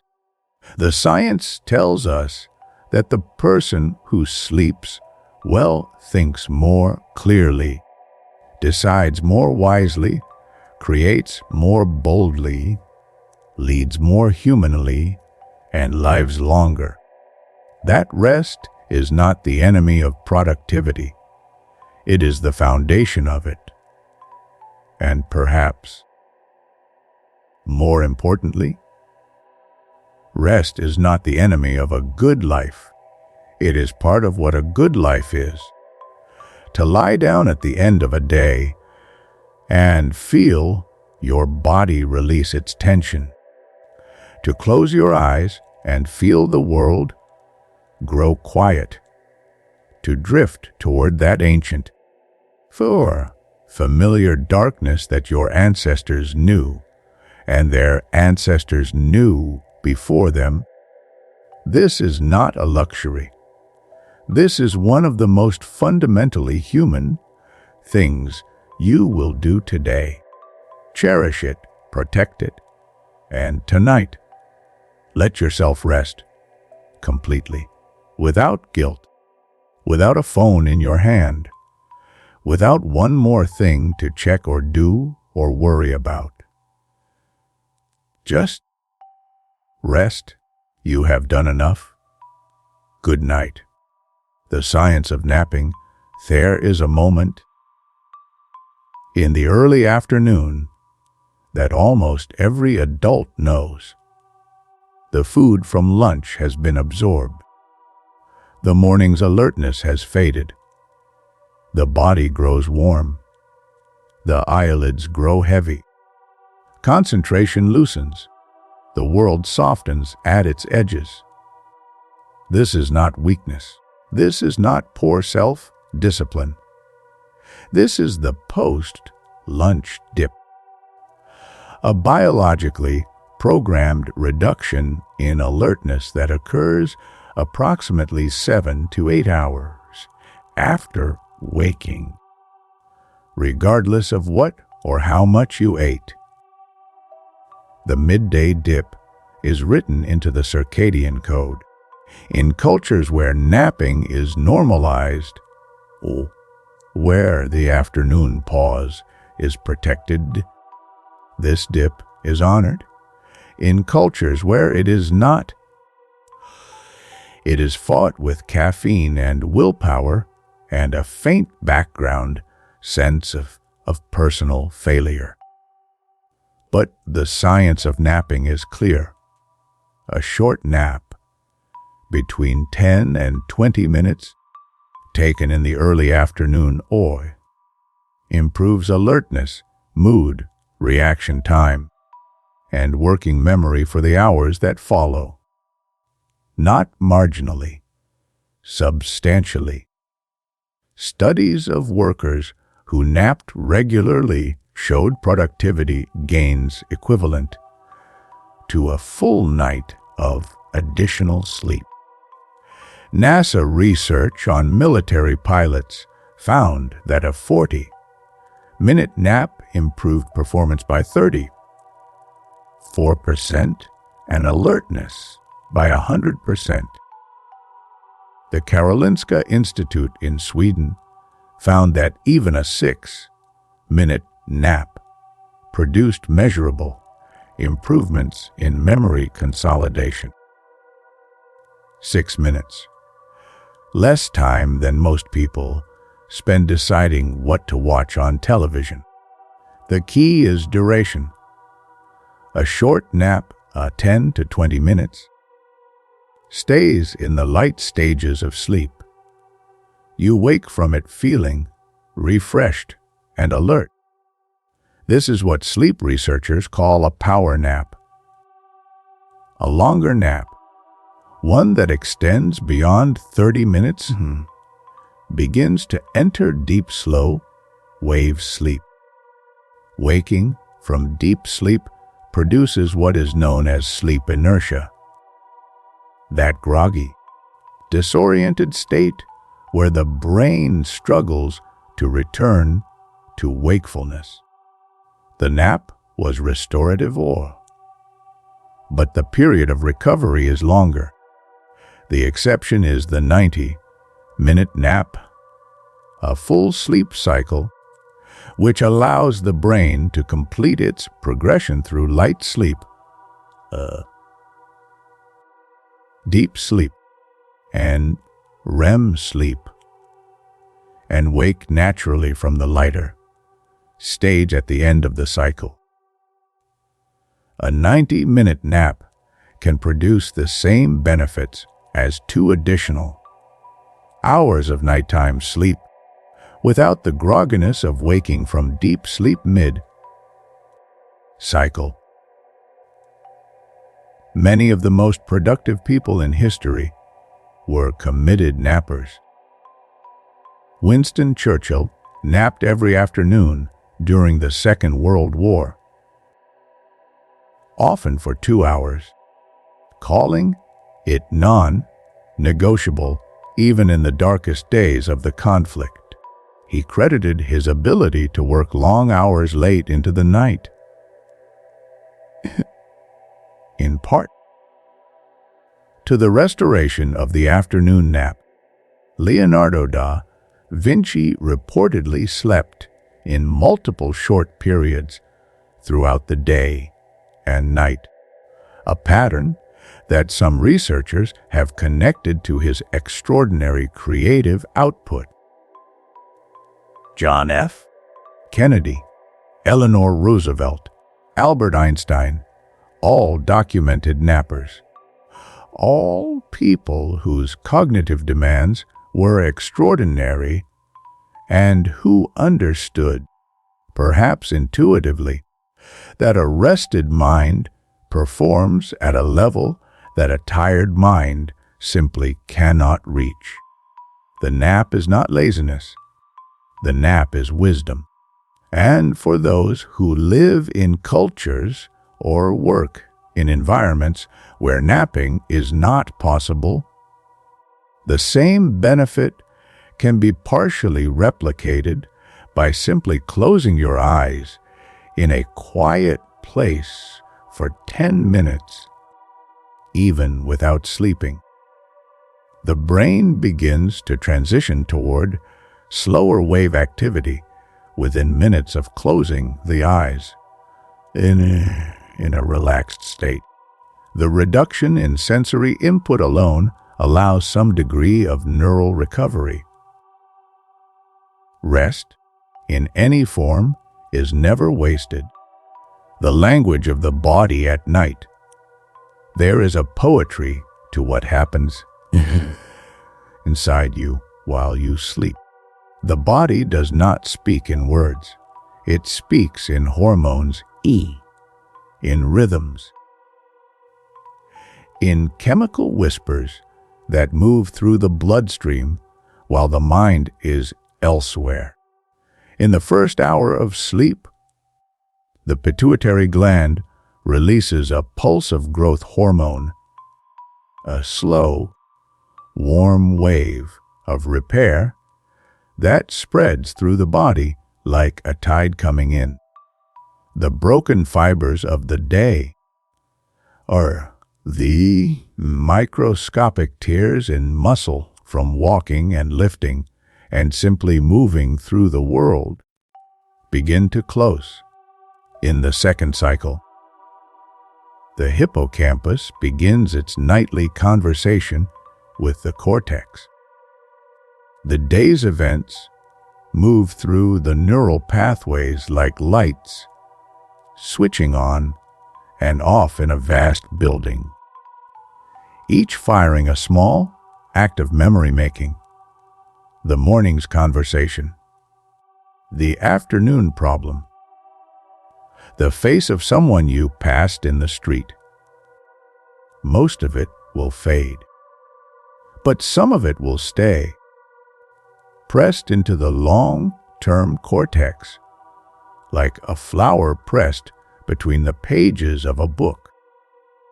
In the early hours of the morning, as dawn approaches, the cortisol begins to rise, quietly at first, a signal beginning to form at the horizon of the body's chemistry, preparing, not waking you yet, but getting ready, warming the engine, stirring the systems that will soon be asked to engage with the world. And in the final REM cycles, the ones that stretch long in the hours before waking, the dreaming brain reaches its most complex states. The most vivid dreams, the most emotionally rich landscapes, the most elaborate narratives. This when the brain is doing its deepest emotional work. And this is the sleep that the alarm clock most often cuts short. The phone rings at 6. The dream dissolves. The body, which had perhaps 30 more minutes of important REM to complete, is pulled abruptly back into wakefulness. The cortisol spikes. The heart rate rises when the stress response activates, and the day begins before the night has finished its work. This is the modern condition, and understanding it, truly understanding it, not as an abstract fact, but as a daily reality with daily consequences, is the first step toward something better. You cannot always control the hour you must wake, but you can control the hour you choose to sleep. You can protect the window. You can honor the rhythm. You can give your body the hours it needs to complete what it is trying to do. And in doing so, you give yourself something more valuable than any productivity hack or morning routine or biohacking protocol has ever offered. You give yourself a well-rested brain, which is to say, you give yourself your best self. What we are still learning, the science of sleep is young. For most of human history, sleep was a mystery that we assumed we understood because we experienced it every night. It was rest. It was recovery. It was simply the absence of wakefulness. The systematic scientific study of sleep did not begin in earnest until the mid-20th century. The discovery of REM sleep by Nathaniel Kleitman and his graduate student Eugene Aserinsky in 1953 was the moment that changed everything. Before that moment, the sleeping brain was largely believed to be passive, inactive, waiting. The oscillating eyes of a sleeping person in the laboratory that night, and the brain waves that accompanied them revealed something entirely different. The sleeping brain was not quiet. It was blazingly active. It was doing something complex and patterned, and, in its own way, purposeful. Since then, the pace of discovery has been extraordinary. The glymphatic system was not described until 2012. The role of sleep in Alzheimer's risk was not clearly established until the last decade. The dreaming octopus was observed only recently. The molecular mechanics of the circadian clock, which won its discoverers the Nobel Prize in Physiology or Medicine in 2017, were only worked out over the past 40 years. We are in the early chapters of understanding sleep, and what we have found so far should make us profoundly humble about how much we have yet to learn. Why do we dream? Not in the mechanistic sense, but in the deeper sense. What is the function of the specific narrative content of dreams? Why do some themes recur?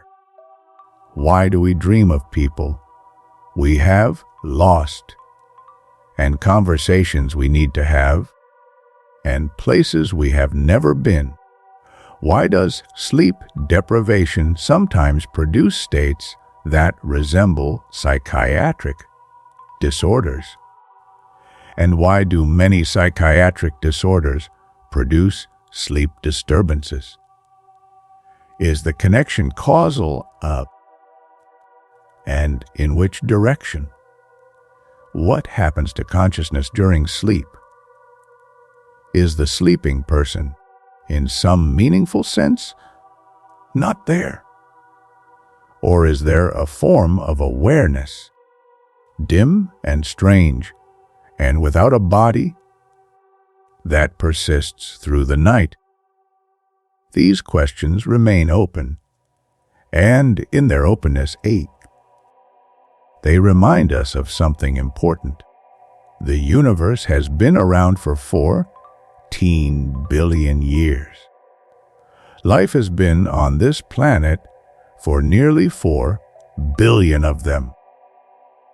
Human beings have been sleeping every night for as long as they have existed. And we are still trying to understand what happens when we close our eyes. That is humbling, and it is also, in the best possible way, thrilling, because it means the story is not finished. Every night, in every sleeping brain on this planet, something is happening that we do not yet fully understand. Something ancient and essential and still mysterious. And we are all, every one of us, living inside that mystery every night without knowing it. Returning to the beginning, we began tonight with a simple question. Why do we need sleep? And after everything we have explored, from the jellyfish drifting on the ocean floor to the molecular clocks ticking inside every cell of your body, from the glymphatic tide washing your brain clean in the night, to the octopus flickering through something that may be dreaming, the answer is not simple at all. We need sleep because the body cannot repair itself without it, because the brain cannot clean itself without it, because memory cannot be consolidated without it, because emotion cannot be processed without it, because creativity cannot flower without it, because the immune system cannot function at its best without it, because the heart needs its nightly rest, because the skin needs its hours of renewal, because the developing mind of a child needs it more than almost anything else in the world. We need sleep because we are biological creatures, evolved over hundreds of millions of years inside the rhythm of a rotating planet, and we were built to work with that rhythm, not against it. We need sleep because it is the thread that holds the fabric of the self together. And perhaps most importantly, we need sleep because life is demanding and difficult and beautiful and exhausting, and we cannot face it fully. We cannot love it fully. We cannot be fully present to its gifts and its griefs and its ordinary, astonishing moments. Without rest, you will wake tomorrow. The world will be there. The demands will be there. The people you love will be there. The problems and the possibilities and the small, quiet pleasures of an ordinary day. You will be more ready for all of it after sleep. Not because you will have solved anything in the night, but because the night will have quietly prepared you. The glymphatic crews will have done their work. The hippocampus will have filed what matters. The amygdala will have softened what was sharp. The body will have rebuilt what was worn. And you will wake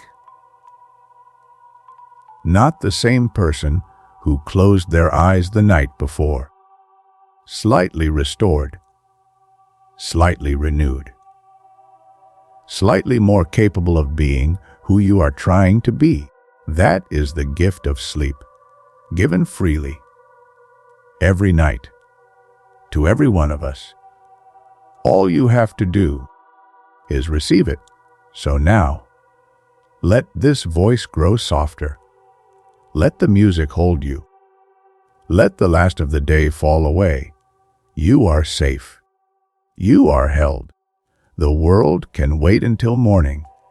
For now, there is only this: the breath, the dark, the quiet and sleep. Good night. The architecture of a perfect night. Let us take a quiet journey through what a full, undisturbed night of sleep actually looks like from the inside. It is 9 in the evening. Outside, darkness has gathered. The light has shifted. Your eyes, without your conscious awareness, have been sending signals to the suprachiasmatic nucleus since the sun began to set. Melatonin has been rising for the past hour. Your core temperature has begun its nightly descent. Your body is preparing. You dim the lights. You finish whatever you are doing. You begin the small rituals of winding down, the face washed, the teeth brushed. The small, unremarkable preparations that signal to your nervous system. In the language of repetition and association that the day is ending. You lie down. For a few minutes, the mind continues. The unfinished thoughts of the day, the thing you need to remember for tomorrow, the replay of a conversation, the awareness of the pillow, the temperature of the room, the sound of the night outside. And then, gently, the edges begin to soften. You have entered the hypnagogic state, the borderland between waking and sleep. Images flicker at the edge of consciousness. brief and strange. Faces that belong to no one you know. Landscapes that have never existed. Your muscles occasionally twitch. Your thoughts become disconnected, dreamy, illogical. And you do not notice because the part of the brain that would notice has begun to release its vigilance. The first cycle of sleep begins. Light sleep gives way to deeper sleep. The brain's electrical activity slows. The long, rolling waves of slow wave sleep move through your neural tissue like weather moving across an open landscape. Growth hormone enters the bloodstream. Muscles begin their quiet repair. The immune system stirs. And deep within the brain, the glymphatic system opens. The channels widen.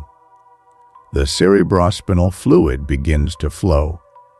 The cleaning has begun. After perhaps an hour, the first cycle ends. The brain lightens. A brief, nearly undetectable moment of near waking. A shift in position, and then the second cycle begins, and so the night proceeds. Cycle after cycle, each one bringing its own particular gifts. The deep, physical restoration of slow, wave sleep in the early cycles, the longer, richer, more emotionally complex REM periods of the later cycles. The hippocampus replaying the day. In fast forward, transferring what matters to long-term storage. The amygdala processing the emotional residue of the hours just past. Finding the context. Finding the meaning. Wearing the sharp edges smooth. Somewhere around 3 in the morning.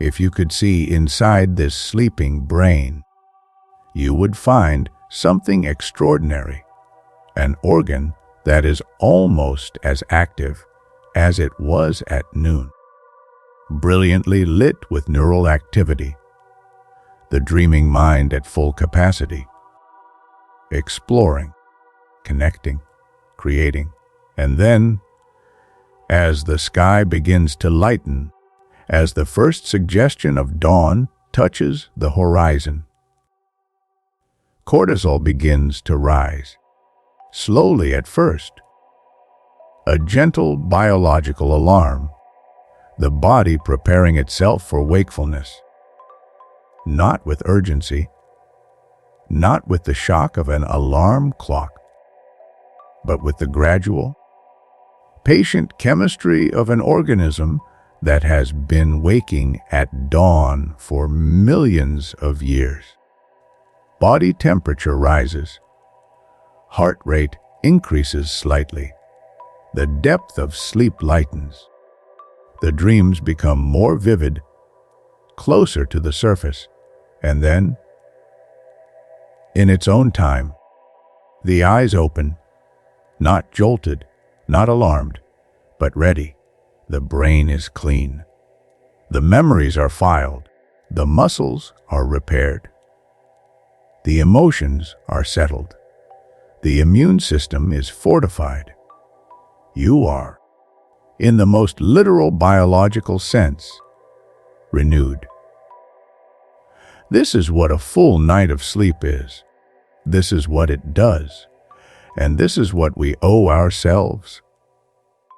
Every night. Not as a luxury, but as the most basic act of care we can offer to the only body and mind we will ever have. Sleep is not the end of the day. Sleep is the beginning of the next one. It is the quiet, invisible work that makes everything else possible. Honor it. protect it. And tonight, let it do what it has always known how to do. Good night and sweet dreams. Sleep and the people we love.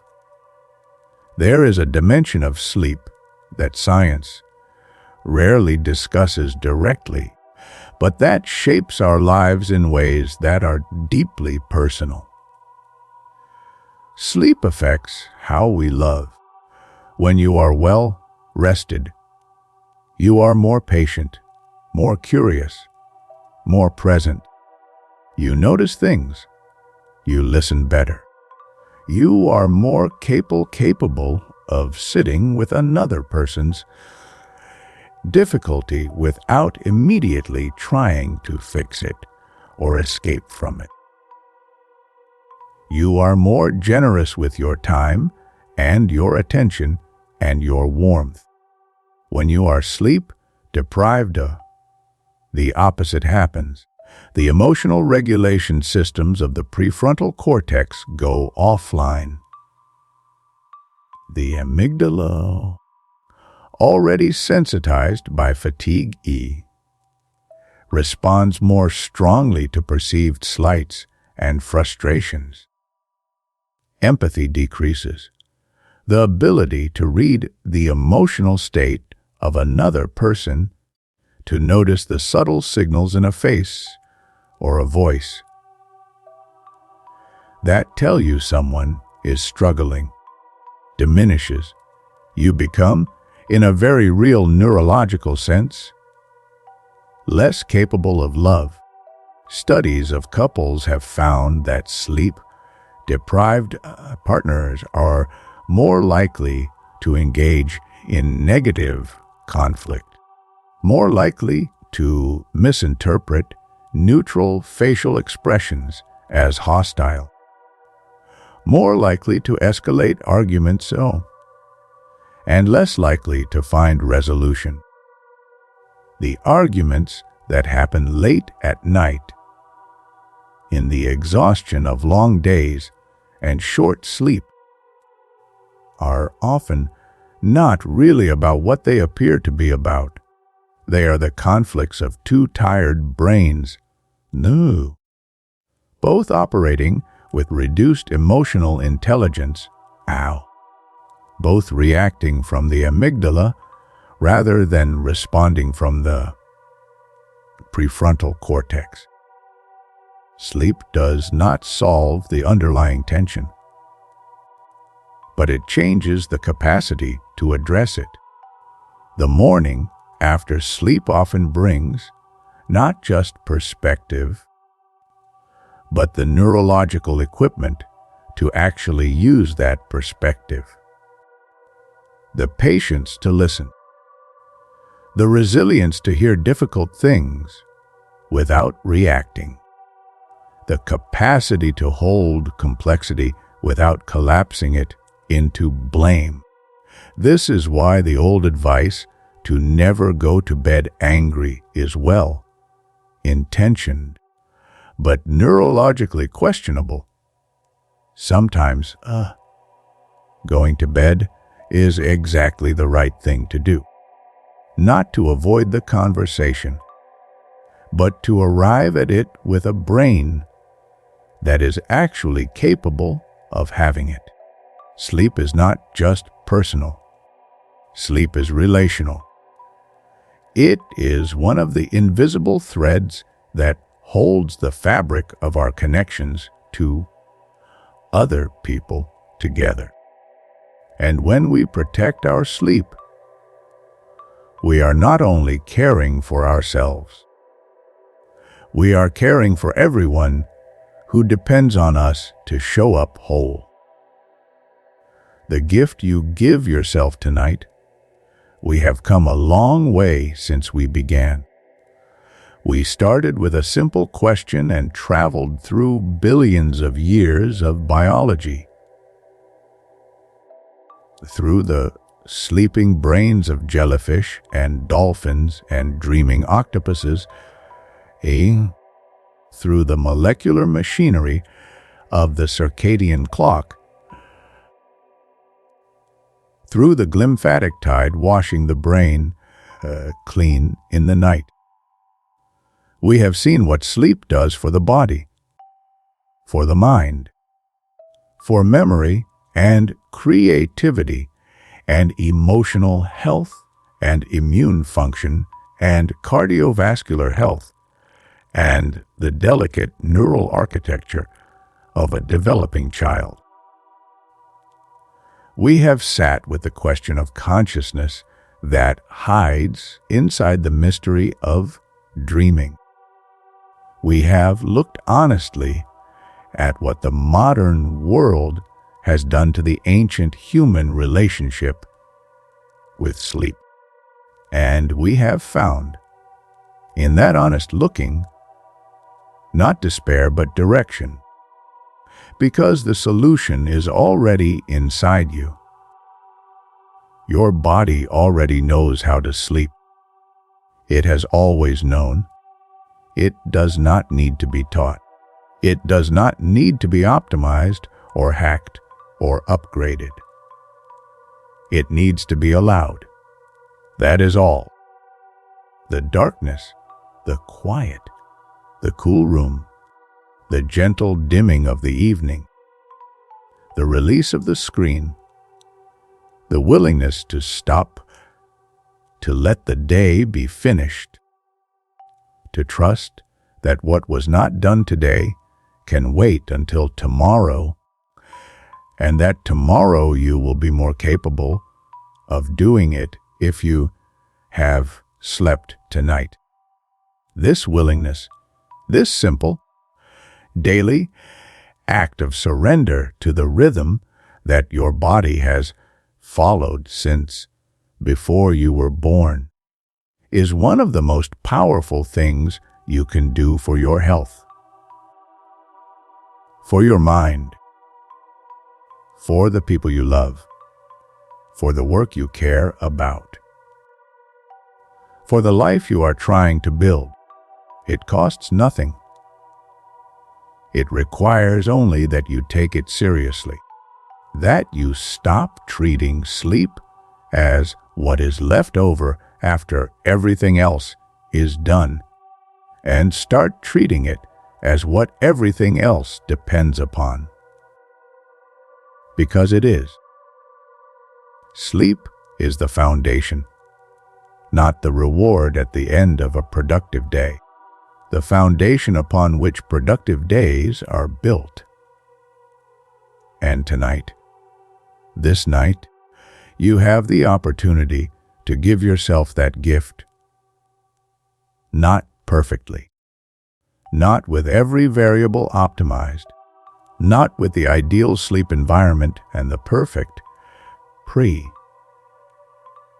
routine and the exact right number of hours. Just more than you gave yourself last night, or perhaps exactly what your body has been asking for longer than you have been listening. The bed is there. The pillow is there. The darkness is gathering. There is nothing left to do. The day is finished. You have done enough. Close your eyes. Let your breathing slow. Let the world grow quiet and sleep. It is waiting for you. It has always been waiting. Good night.